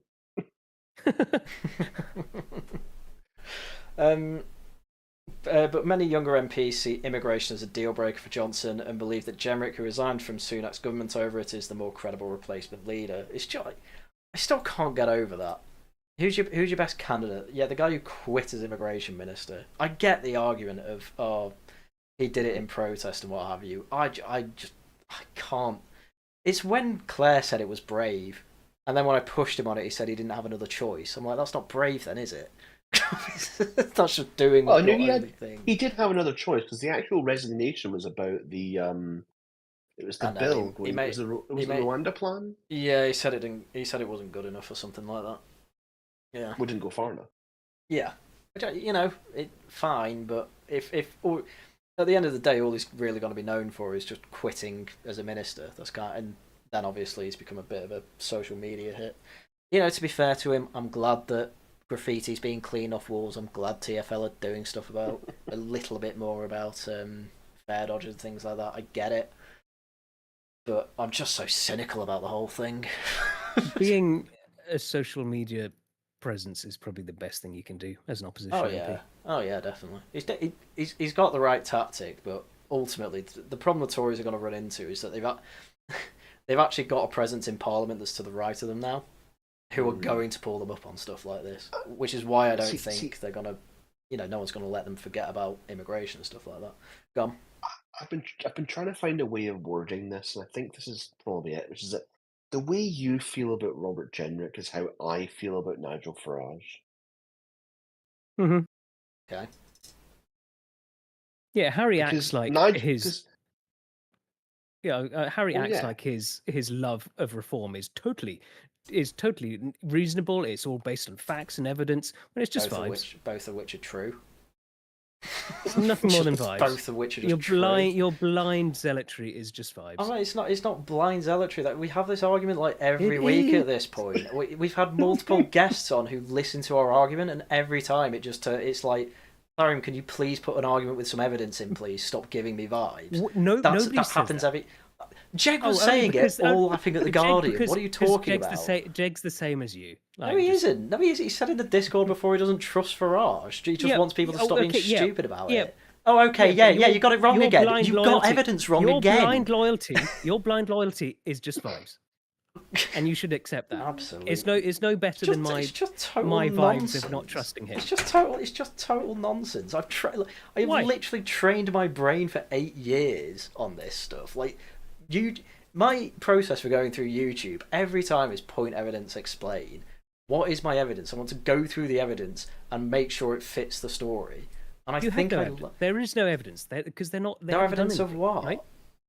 That they're actually going to do anything. Made the claim? It's just vibes. It's just vibes. That's all it is. I don't make the claim they're definitely going to do something. I make the claim they are more trustworthy than the others. Why? Because the others have a bad track record, and now Reform is making their track record in councils, which is largely they're finding the issues. They're getting legal teams in to do stuff about that. You know, currently with the flag thing, they've got a CEO who's pushing back on it. They're pointing it out straight away. It's like, right, good. They know where to look for the issue within the civil service and things like that. Like that's way better than the Tory council that was there before it, isn't it? That's already a better record with evidence, with stuff actually happening. Yeah, a pride flag. That's the real problem. You've just completely missed the point. You see? Which is I haven't. Typical. It's very typical. Vic Alstead, finally GCSE English is good for something. This was religion, actually. I learned this in religion, but yeah. Yeah. Anyway, my point was actually that Robert Jenrick spends a lot of his time on social media videos and stuff, which is also how Farage became famous, remember? Yeah. What's your point there? Like, Jenrick's going to get popular. Well, Jenrick's already got popularity that way. Jenrick's just copying what Farage did. Yeah, which is fine, but I've said this before. I don't think he's got the charisma for that. I think it'll only get him so far. Maybe. But you know, his team behind him's a bit. Who is his team behind him? Is it really Cameron? The Cameron Osborne Dream Team. I mean, they won elections.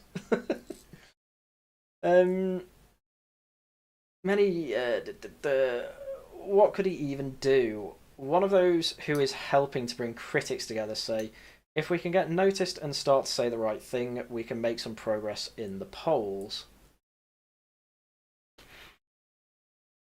Mm-hmm. If we can get noticed and start to say the right things, okay. Once it starts to reverse, we will have the momentum. I'm skeptical. No, that's how these work. You saw it with Reform. You get a little bit of momentum. Yeah, I'm not saying momentum doesn't exist. I'm more thinking I'm not even sure how they reverse anything, even after. Well, no, what they're saying here is that the problem we've got at the moment is that nobody's listening to us, and that takes time to get through to people, and so we still have a bit of time to kind of.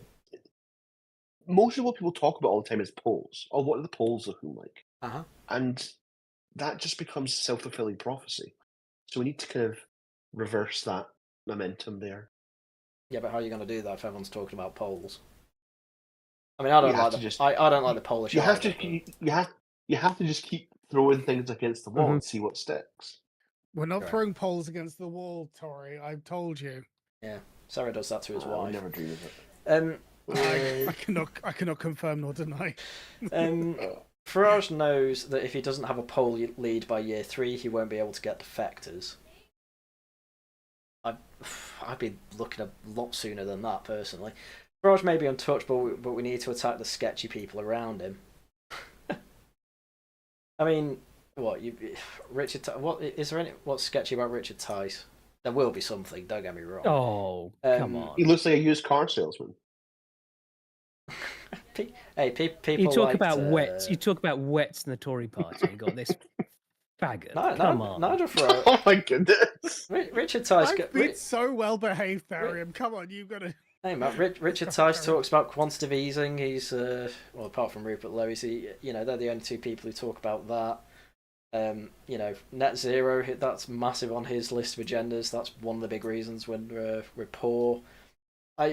People undersell Tice. I genuinely think that.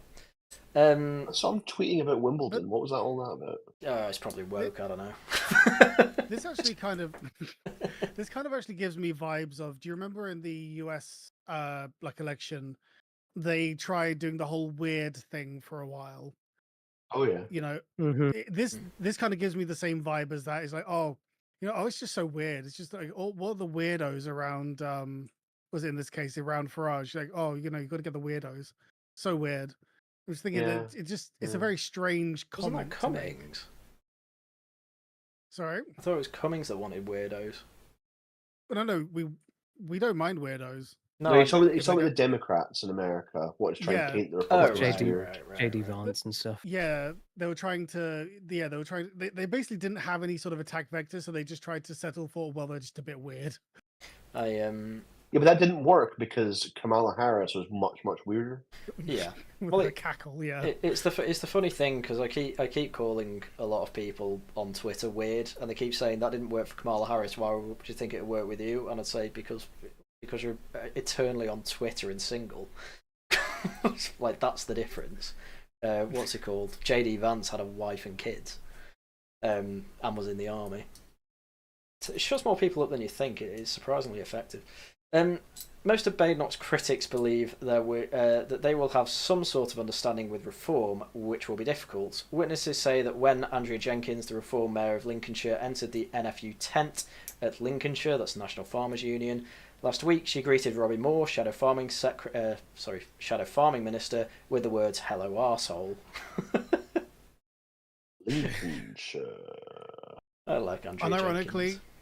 Unironically, Jeremy Clarkson is doing more for British farming than any politician at the moment. Oh yeah, definitely. If you thought the Tory civil wars were brutal, they might just have been a starter. Yeah, it's gonna be a hell of a political drama. I can't wait. Tory boy, can you keep us up to date with insides? I don't get much these days. I just want to know they're who dead draws in first Scotland. blood. Sorry, I forgot they were dead in Scotland. Yeah, that's true. I know I feel dead sometimes. I feel that. No, it's all right. Well, at least you're still alive. That's all I can say. For now. Mm.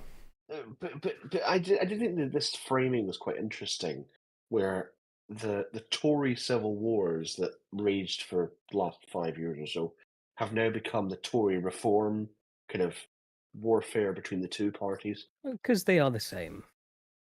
Yawn. Yeah, basically. Reform is the continuation of the Tories, basically. Not entirely untrue, but that doesn't necessarily have to be a bad thing. I mean, ultimately, for 20 years, we were all saying, yeah, we just want Tories to be right wing and, do stuff about immigration. That happened. Everyone complained. That's basically the timeline we're in. Mm-hmm. Yep. I mean... Wait, what do you mean? Something's happened? Nothing's happened. What are you on about? Well, I mean, you've literally just proved my point.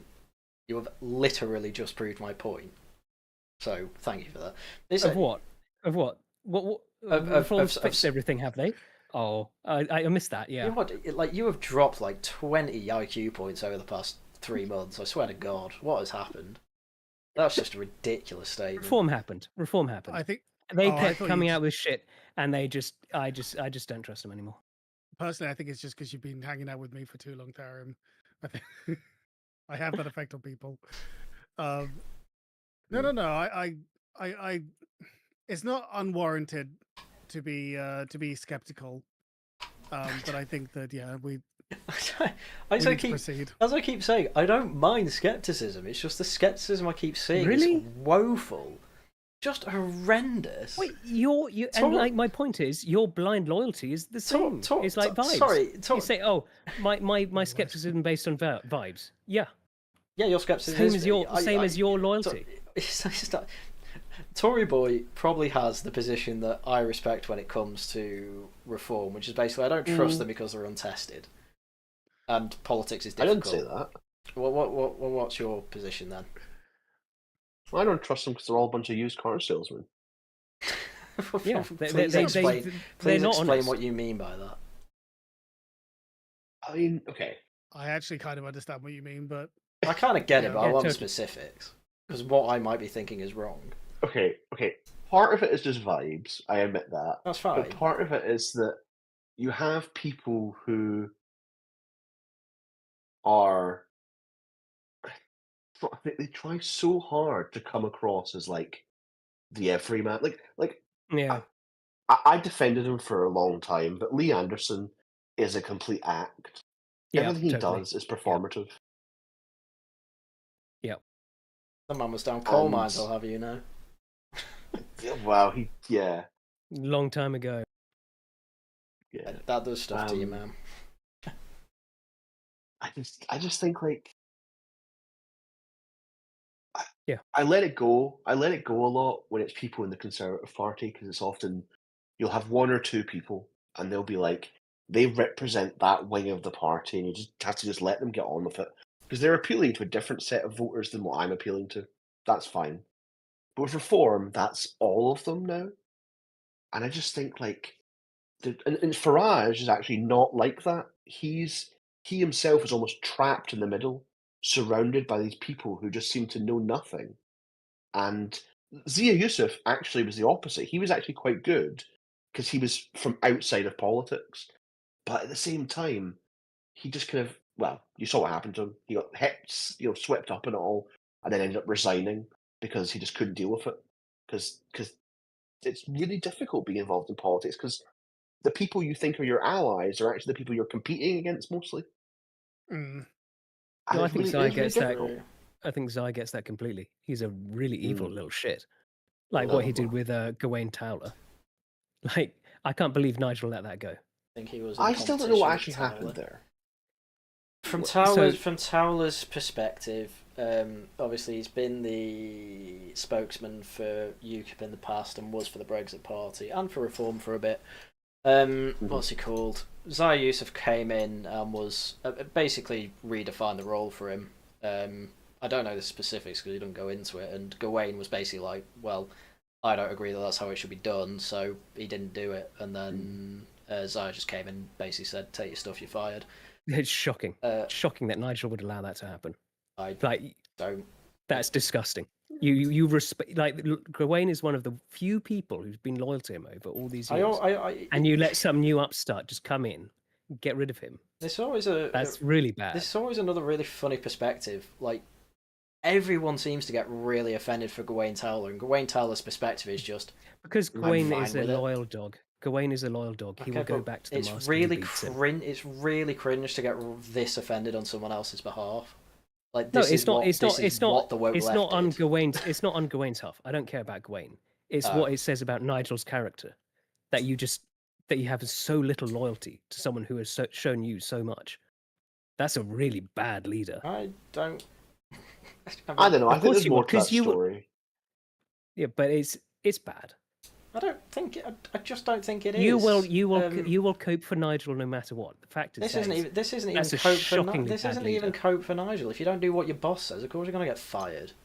What do you mean? Yeah, and what? And Nigel. What? Nigel is the boss, not Zaya. Nigel is supposed to be the he boss. delegated And these he decisions didn't to care. Zaya. Yeah, and he didn't care that his loyal little soldier gets just shunted off like that by this upstart newcomer with no So again, experience. so you are getting offended on Gawain's behalf then. No, it's again. I tell you you, keep it's what bringing- it says about Nigel. But you keep calling him his poor little soldier. Oh, look at this poor little soldier. You should feel No, bad for. loyal. I said loyal. A loyal soldier. His loyal little which is soldier. what- You should feel bad for. Well, he doesn't feel bad for No, himself. no, No one else feels no. bad for him. Like, okay. No, you're making this up. No, it is the fact that you have someone who is loyal to you, and you just disregard them so easily. I That's don't not a know. good I leader. don't necessarily know if he was disregarded. That's probably why he's still about and still Well, he was. supporting them and doing his work for them. No, because he's loyal. That's what you can get with Right. loyal people. You can abuse them. I don't And know what it's Gawain's sad. doing these days. Who? Gawain. Yeah, what's he actually doing? He's going to a lot of the branch meetings to do speeches and encourage, obviously, people to sign up for candidacies. He's on the media pretty much all the time. But what? But like, how is he getting paid? I don't know. Oh, these Because people he doesn't get have paid. money, don't they? He doesn't. They seem to just get money from places. As far as I'm aware, he doesn't get paid for what he does. He Not by might- Reform, anyway. No, not by Reform. I mean, he might get paid to guest on Talk TV, GB News, whatever. Because he's on them quite a lot, and he's. I think possibly the best person I to was listen quite to. I was quite surprised when he lost his job. But I mean, you like I think Gawain said this. You can't expect to have a job for life, Yeah. just because of who you are. Yeah. But it is surprising that he's not even he's not even working for the party. He's kind of doing. He's volunteering for them. He's like Yeah. you follow him. He seems to be at a branch meeting kind of every week. So. Yeah. I mean, two things can be true at once, right? It can be a really questionable decision, and then it also could just be just how things are. Like, it is the way of things, right? Yeah. That like I've seen people in in a business context, they've been loyal for like 16 years or something stupid, and then they just get outed just one night, just pack up and go kind of thing. Yeah, but like, But then high-end business can be brutal. I've seen it. Yeah, well, that's what I'm saying. Like, I'm giving an example that I know of, like, personally, and so it's like I've seen it happen, but then at the same time, we can also agree that it's not the best look. Nobody likes it. Nobody likes No. getting fired like that. Most people who fire like that don't like it. I mean, there's some psychopaths who do, obviously, but it's But at the end of the day, if your job is take this party that is 14% in the polls and barely has any structure to it and make structure to it, like, and you are, the type of mindset to be an entrepreneur billionaire, you're going to be a bit of a control freak. But you can't argue with results. It doesn't excuse it, but I do understand it. Like, it does. It does make sense. I kind of think it does, to be honest. But that's just me. I mean, I've he owns his own business. You what? Who? Oh, Gawain does. Gawain. Yeah, there you go. That's how you can afford to do all this stuff, because he owns a strategy communications company. Oh yeah, I think I did look into that actually. Yeah, but anyway, we're here to talk about the Tories. What do we think? Well, Gawain Taylor was once a Tory. He was once a Tory. That is true. I only remember that because he stood in the election. He was actually a candidate in Glasgow one year. Yeah, and then he went dead Eurosceptic and left them, didn't he? And then was picked up by Nige because he did. Yeah, he joined you. He's self-published. Yeah, he self-published it's kind of like Private Eye in the EU. I think he called it Brussels Sprout or something like that, or just Sprout. Right. Yeah, and Farage was like, "You're Eurosceptic and you're very funny. Do you want to be a spokesman?" And he was a spokesman literally till last year.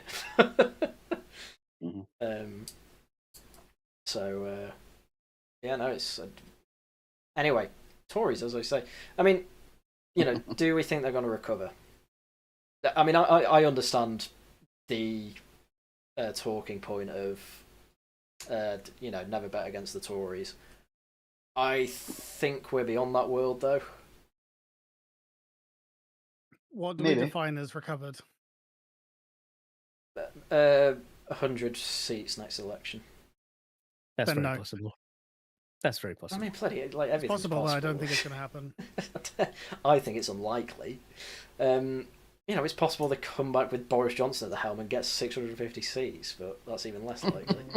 If that happens, then I don't know. I wonder what my dad would do in that situation, because my dad absolutely hates Boris Johnson, but he also hates Nigel Farage, but he also hates Angela Rayner.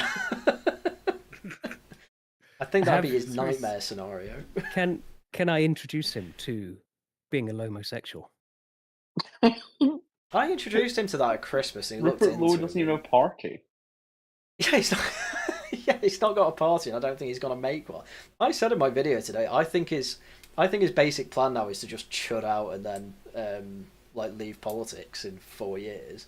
I think that's his plan. His current, I don't know. His plan is, he said his plan is because he's the reason why apparently he was saying how he was talking with Ben. Ben wanted a party, and they said no, we're going to do a pressure group, because the problem with making it a party is that, like Ben's doing, is that then people are forced to choose. Like, you can't support two parties at once, really. But when you're just sort of like just a sort of non-party affiliated group, like he is with Restore, then you can draw from everywhere. So that's his current plan. So sort of draw a bit from everywhere, and then he says, then we'll either, maybe a party will come from it, maybe we'll take over a party, we'll see.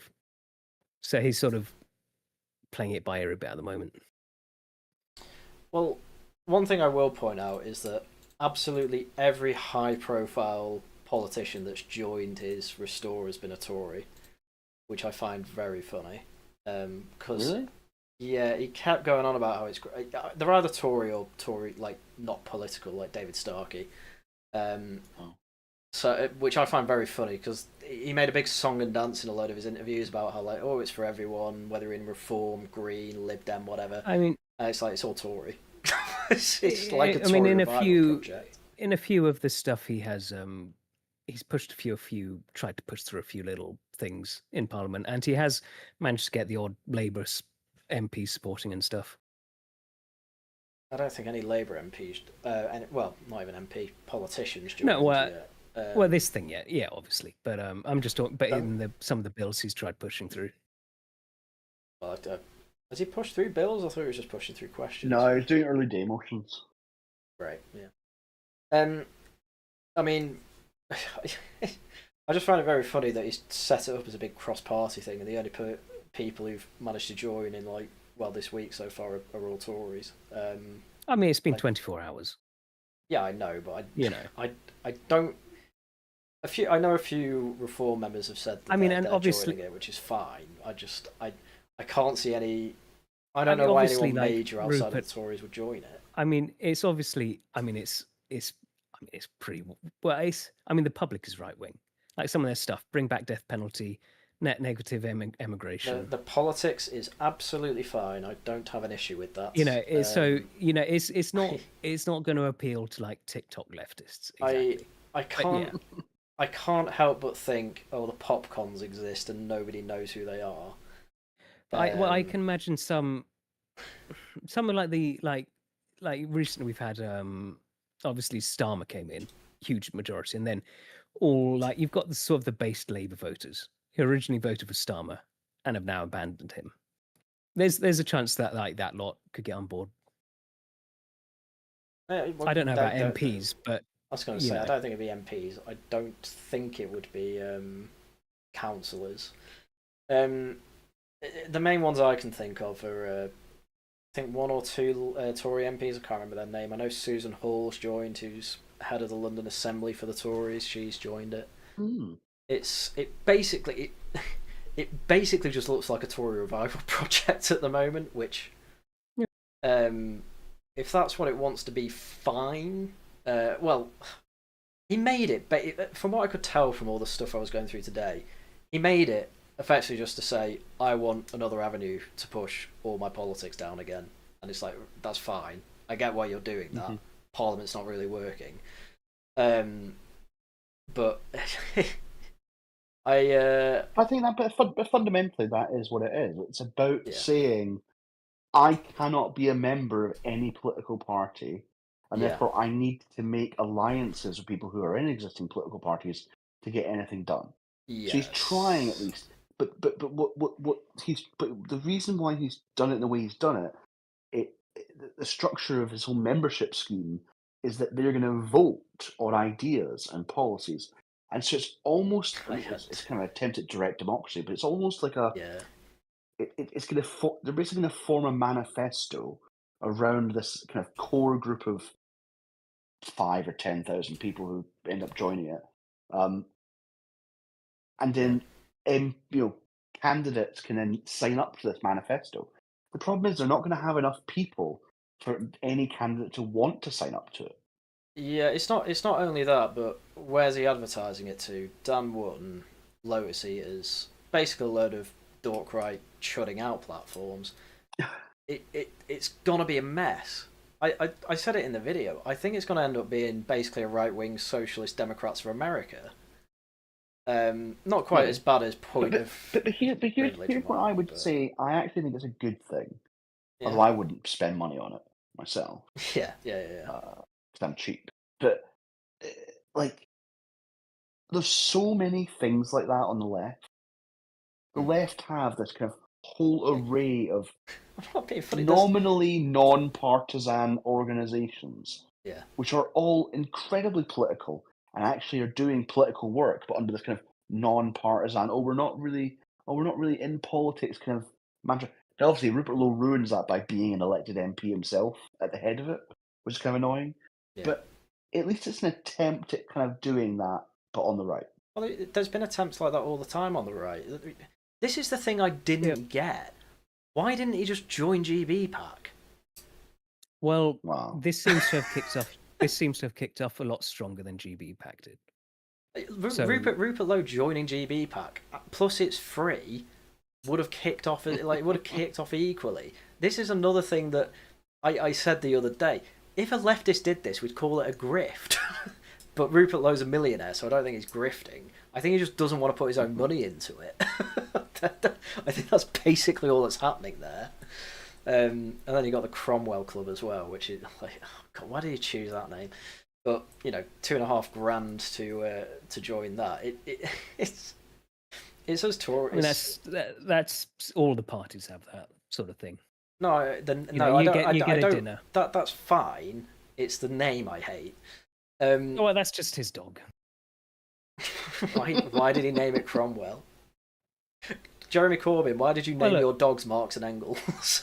Well, look, you see, what he did in Ireland was very robust. It was very robust. I'll give him that. I need to catch up on Finverse history.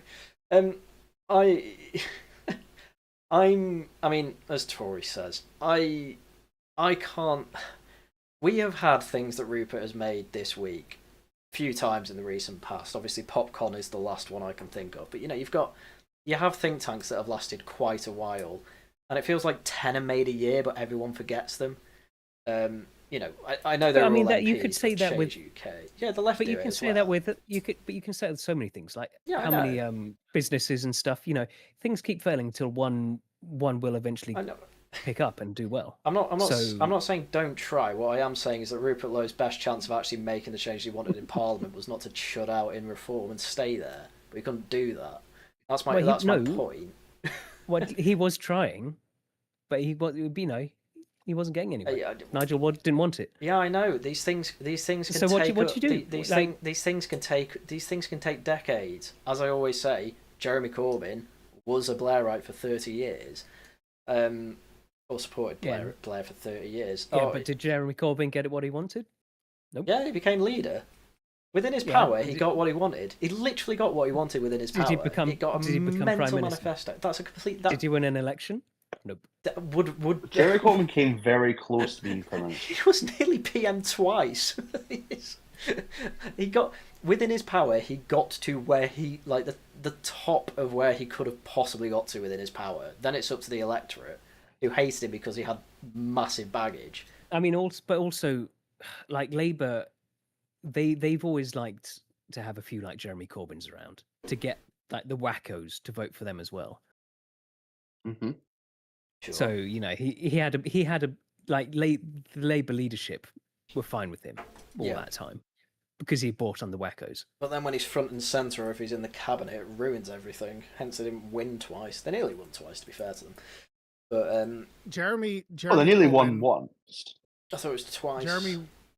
Oh no, it was a landslide 2017. second. Yeah, sorry, it was a landslide second time round. Yeah, you're right. He won the argument though. He did win the argument. No, he won the ultimate battle, which was that he managed to grab the booby, and so therefore he remembers that. Yeah, it has. I will say that's Emily Thornberry. Yeah. Sorry. That was when he high-fived Emily Thornberry. Yeah, he missed the high five. But I thought I'd mention. No, it's fine. But I mean, we're kind of bringing this back round to the Tories. I don't think it's going to particularly work because the membership's going to be absolutely mental.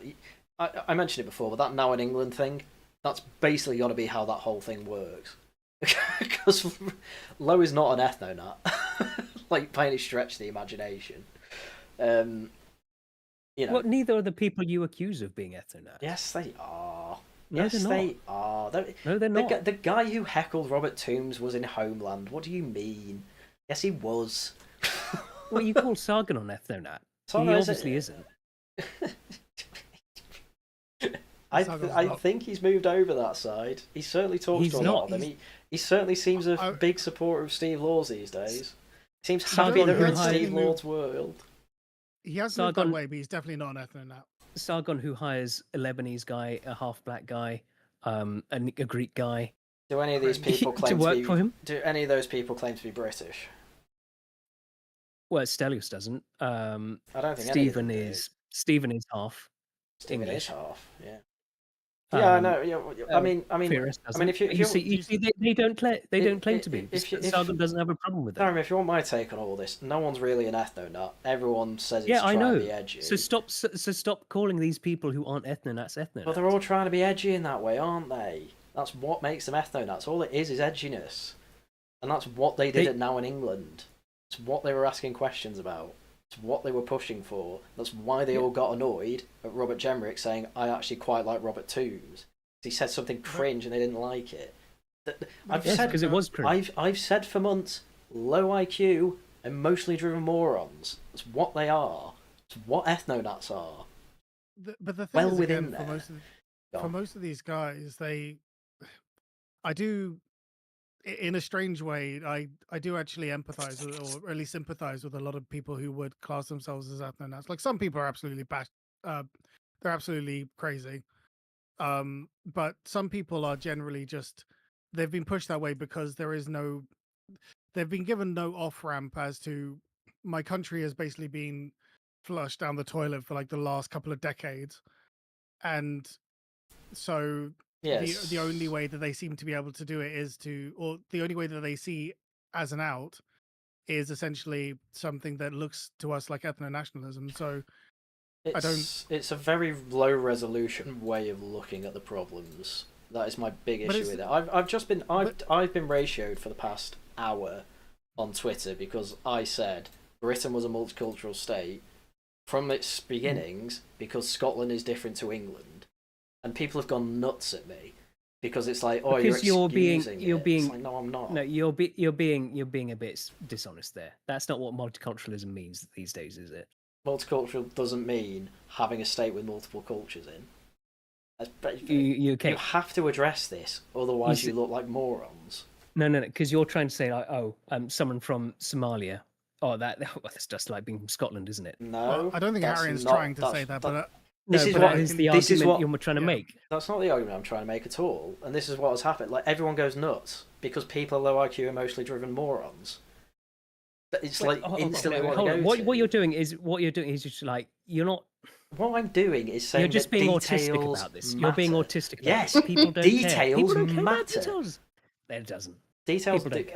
This is feelings care. As I said the other day, matter. Details do actually matter because short term feelings and vibes do matter. In the long term, as we have seen from politics for the last 20 years, if you don't go into the details, you end up with a world where you have terrible growth, terrible productivity, and mass migration because nobody cared about the details. They only cared about vibes. I am dead against that. No. The vibes. What people. The vibes when you elect. The vibes have always been. Yeah, let's get immigration down, and then the politicians have always promised. Yeah, we'll do that, and then they go, nah, actually, we're not. Once they get voted in, every time. Right, and then. And then you need details here. Yeah, the details. Oh, yeah, we'll totally get them down. We'll totally get it down. Yeah, and they don't, do they? And it sucks. That's my point. That's democracy for you. Yeah, and well, the details. The details don't matter. The details are. We'll get this. We'll do what you want, and then they don't. The world we live in is because we do not have detail-orientated people in charge. A load of these people on Twitter...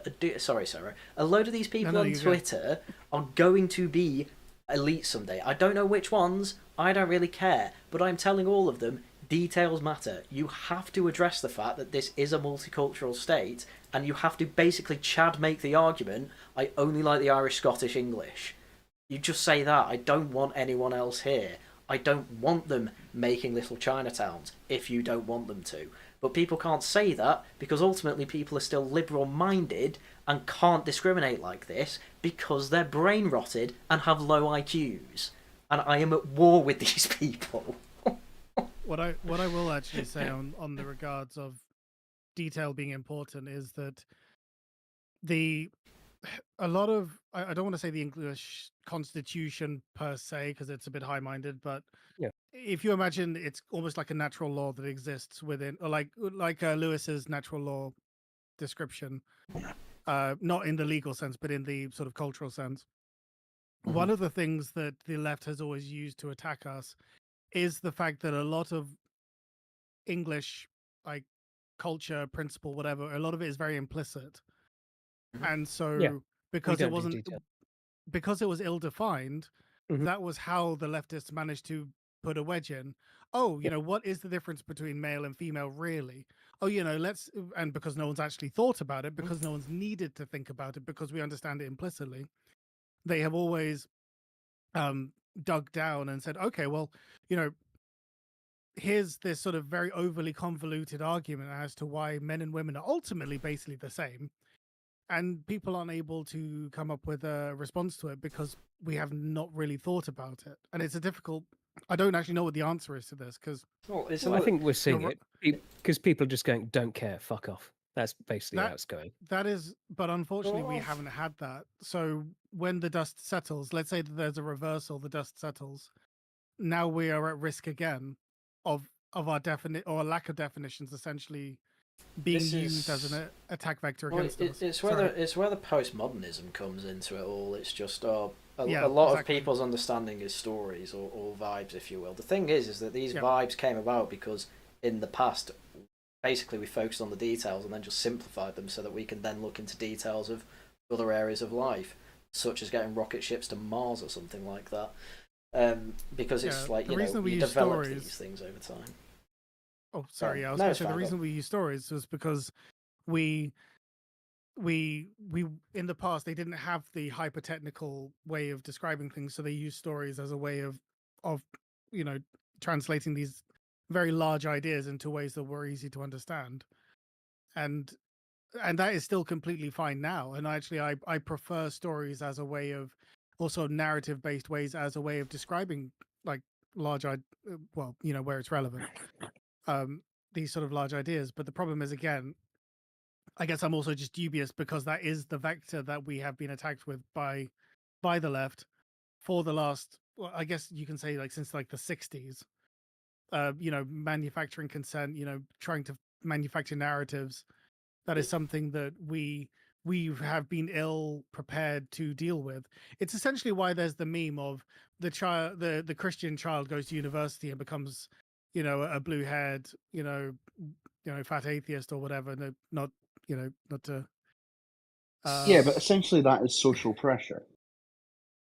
Which is And Right. it's actually about that's actually about the it's the what's the word I'm looking for? The generation of elites. The elite manufacture is that you can if you can create if you have the control of the means of elite generation, then you can tell them what to think at that stage.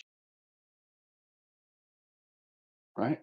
Yeah. And so Sure. you make so the problem what you're describing there is that the right talks about common sense and that all of these things are obvious, so we don't have to think about it.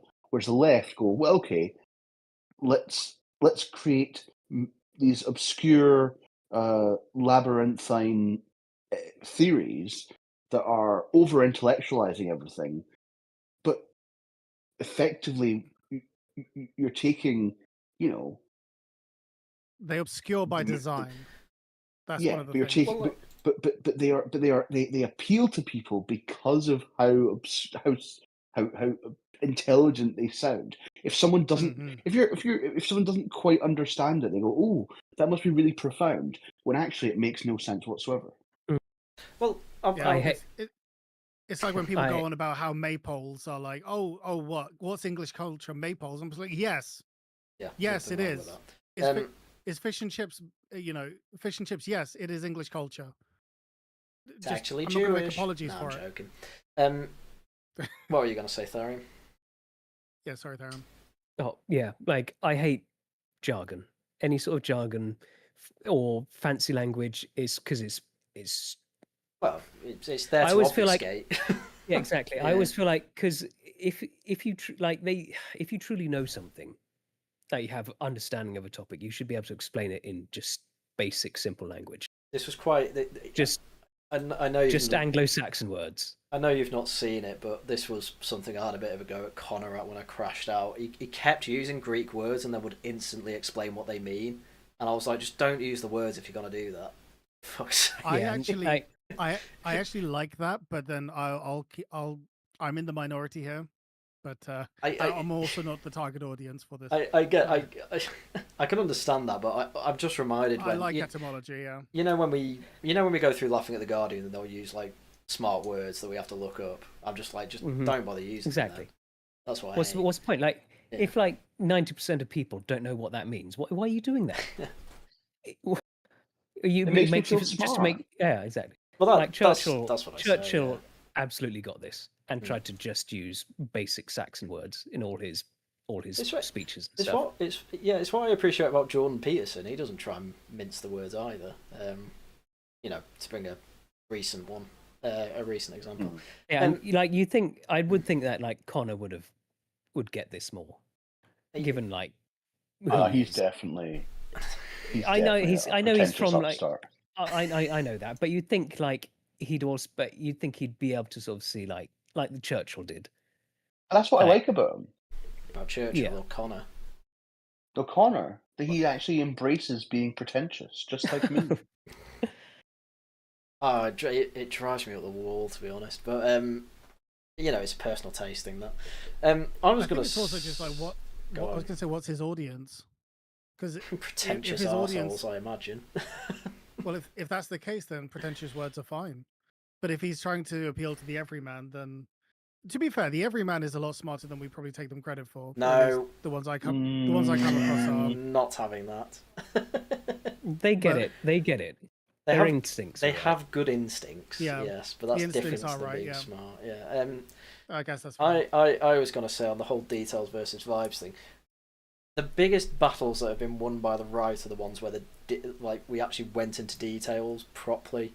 Trans stuff that's been destroyed because of the details. Is that details? Yes. That's not details. That's just absolutely details. The suicide details. No, this is like this is just like pushing them on can a woman have a penis? This is what destroyed them because it's just absolute nonsense. This isn't going into details. That's the detail. Well, that is detail. Well, no, that is the detail. Yeah. Unfortunately, that's the detail in their pants. That's your level of detail. Like for the left, it is. Pointing out just basic obvious that we all know. Yeah, for the left, that is. You'd be shocked. I'm not being funny. I crashed out on Monday because Connor Tomlinson got the headline of the policy completely wrong. Like that is he effectively said women have penises, but on economic policy that was like headline. Yeah, that is the level of detail I am at least expecting, and that is what a lot of people miss out on because people do not do research. Frankly. It's just Tory boy. I'm never going to forget Tory boy's compliment of me. I use first-hand sources. No, I'm very happy with it. Yeah. I'm very happy with it. You should never said that. Always be happy. I was drawing a comparison between you and the Lotus Eaters. Yeah, I know. Yeah, it's still true though, isn't it? Details, man. Yeah, I've got lots of complaints about the. I was going to say I've got a lot of complaints about the Britannica card, but like the actual policy itself, I have to tell him the criticisms he should have made. Yeah. I have to tell him what he should have said. But the trans stuff obviously the right have done massively well on because the detail is just so obvious and in your face. Like you know when. A woman has a penis and what have you. This isn't detail. This is just. No, it's a really. This is more vibes. This is like, well, we all know this. You think a penis is a vibe? You know, saying to people, women don't have penises. I don't count that as. That's going into the details. It doesn't. This is just like. Right. Well, yeah, of There's a course, reason. There's a obviously. reason this was the example. It's because the detail is blindingly obvious. That's why the right won so well. Where the right isn't doing so well is on feminism. It's because like gender wage gap. The right have kind of it has won on, but we're not quite that far to get the stupid bin men back out on better pay. But that's Well, no, we because lost. We've lost on that entire argument. we've hang on. We've won the argument. The average, Doing the that. the average we're person, right, but the they're average wrong, yeah. person on the street Mhm. believes that the gender pay gap exists. I don't think that's It's true, true. I don't think Because that's they've true. been Of lied course, to a by the worrying media. amount of people that do, yeah. Do you still know? And of course, the gender pay gap does exist because the left have Well, it defined it as exists. something other than what people think it is. Normies I know seem to understand the right wing argument for the pay gap, which is that basically it exists. It exists because men work more effectively. And there's no one who really A lot are still on the feminist. Are they? Think that the feminists. a lot. I demand to see polling. Well, in that case, we need to get better on the details.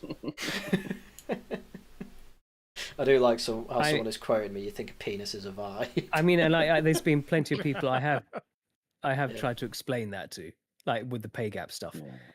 Nah, their vibes say nah, it's not. I know. They don't care. The only people I know who don't listen to me on that are hardcore feminists. They're the only people who don't listen to me on that. That's everyone. Well, maybe.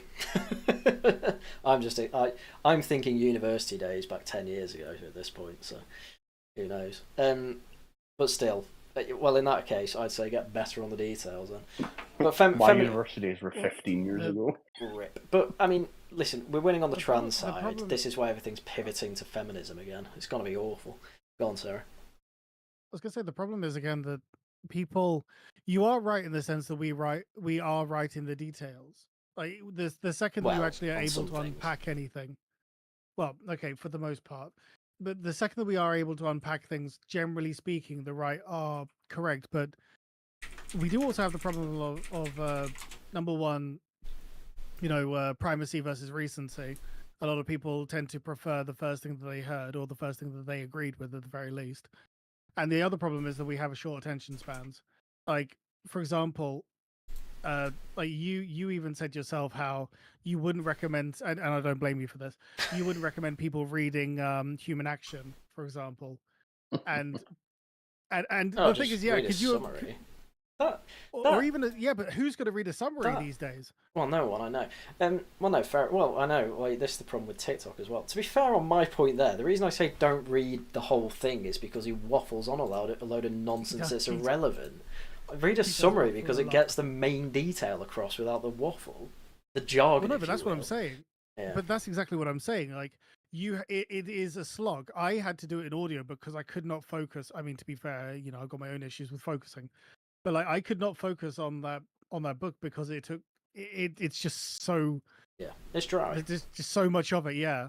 But yeah. So but then how are you going to take someone and say, oh yeah, by the way, your worldview is completely wrong. Also read human, it doesn't have to be Human Action. I'm just using it as the example, but your worldview is completely wrong. Also check out this. It's going to take you a few hours to get through, but you'll feel better on the other end. Well, yeah, this is this is why the vibes only matter around election time. But then when it comes to more long-term practice in government, details do matter. Yeah. You see, I agree with just asked ChatGPT, is the gender pay no. gap real? And Oh, yes, it no. is real. Well, Yes, the gender pay gap hang is on. real and well documented across many countries and industries. hang on. Key facts in the US: women working full time year round earned about 84 cents for every dollar earned by men. You see, That's we haven't won the true. I know, but we haven't won the argument on the gender. pay No, gap. the problem here is that's true. What you need to say is true. I know. I've done that. Where they've worked less hours though. Yeah. But and then it'll go Exactly. into that. it doesn't kick in. And also, you're also going up against the fact that for 50% of the population, they can use this to try and get themselves pay More rises money. and stuff. Yeah. So Well, there you go. The details matter. no, the details don't matter. No, the It's all details vibes. do. No, because that is true. It's just they don't understand that. You know that. Yeah, and that's an aggregate. That's an aggregate answer. I've explained this to people, and they just don't care because their vibes go, I don't feel like that's right. I had an actual feminist say to me, I don't really want to watch stuff you're sending me because it might change my mind. I had an actual feminist say that to me. Some people do. I've had similar. Some people do change their minds. It's not many. Argument that is really not many. It is quite. It actually does happen more often than you think, but the approach, the sort of the Reddit debate me bro, which most people tend to approach this with, does not work in any way, shape, or form. The only way that you actually ever do change minds, well, number one, you can't. You have to enable the other person to change their own mind, for one. The other thing is that they have to. If you build a relationship, that's way more powerful. And also, you can't just build a relationship in order to change their mind. You actually have to genuinely care about the person, which is not useful for the people on the Twitter approach of just yell at them and tell them how awful they are. You know, that's what people have been doing to me for the past hour.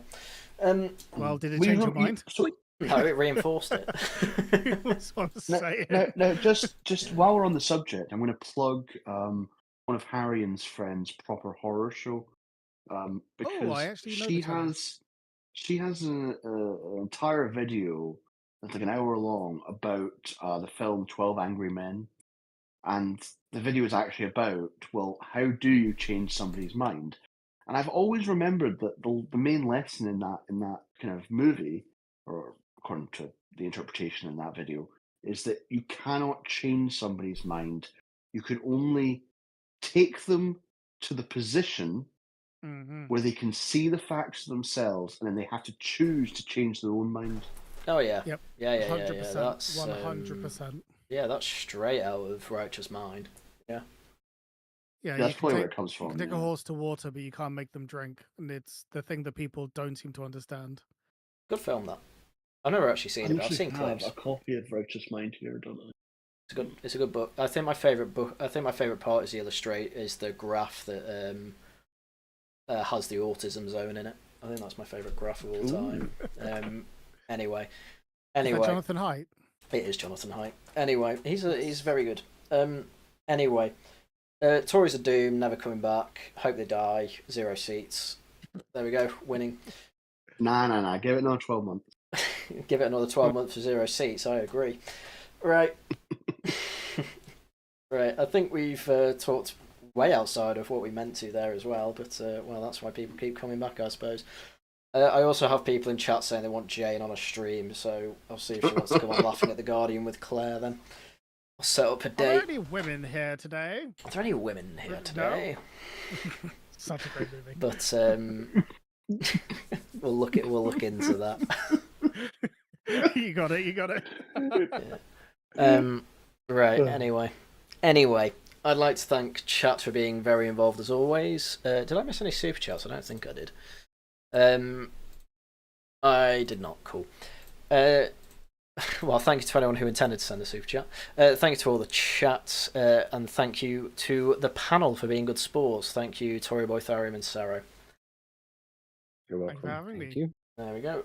Thursday, we have Subnautica over on my channel, and then it's videos out as and when I can make them. Hopefully I'll do one in under an hour tomorrow, and hopefully it'll be a lot more relaxed. I am very tempted to go through Politics Joe interviewing witches. So we'll see if it's that or me screaming at Labour again. We'll find out.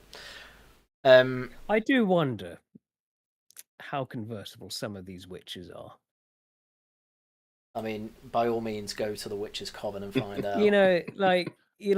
They're crazy. So maybe. I mean, they're women, right? So toss a coin to your witches. So. Oh god. I'll be honest. I would say that some of the ladies that I meet when I go to churches are not that dissimilar in outlook. They're all mental left I wing. would say not being spiritual. Kind of, I think has its like they also similar. Stuff. Yeah. No, not necessarily crystals. What I'm saying is just the way they talk about it is very similar. Yeah. I find. Well, there you go. Oh, boo! It's actually a podcast segment. Boo! Oh, I thought it was an interview. No, I'm not doing it. Right, I have to look for something else tomorrow. Boo! Oh no. Right. Anyway, yeah, video when I can do it. Become a channel member. I definitely should have said that earlier. Or become a channel member on my channel. Oh, £2 from Adam Barley. God, damn, you did, and you gave me money. Thank you very much for that. But yeah, subscribe to this channel. Subscribe to Herring Leaf, where all my videos are. Do send super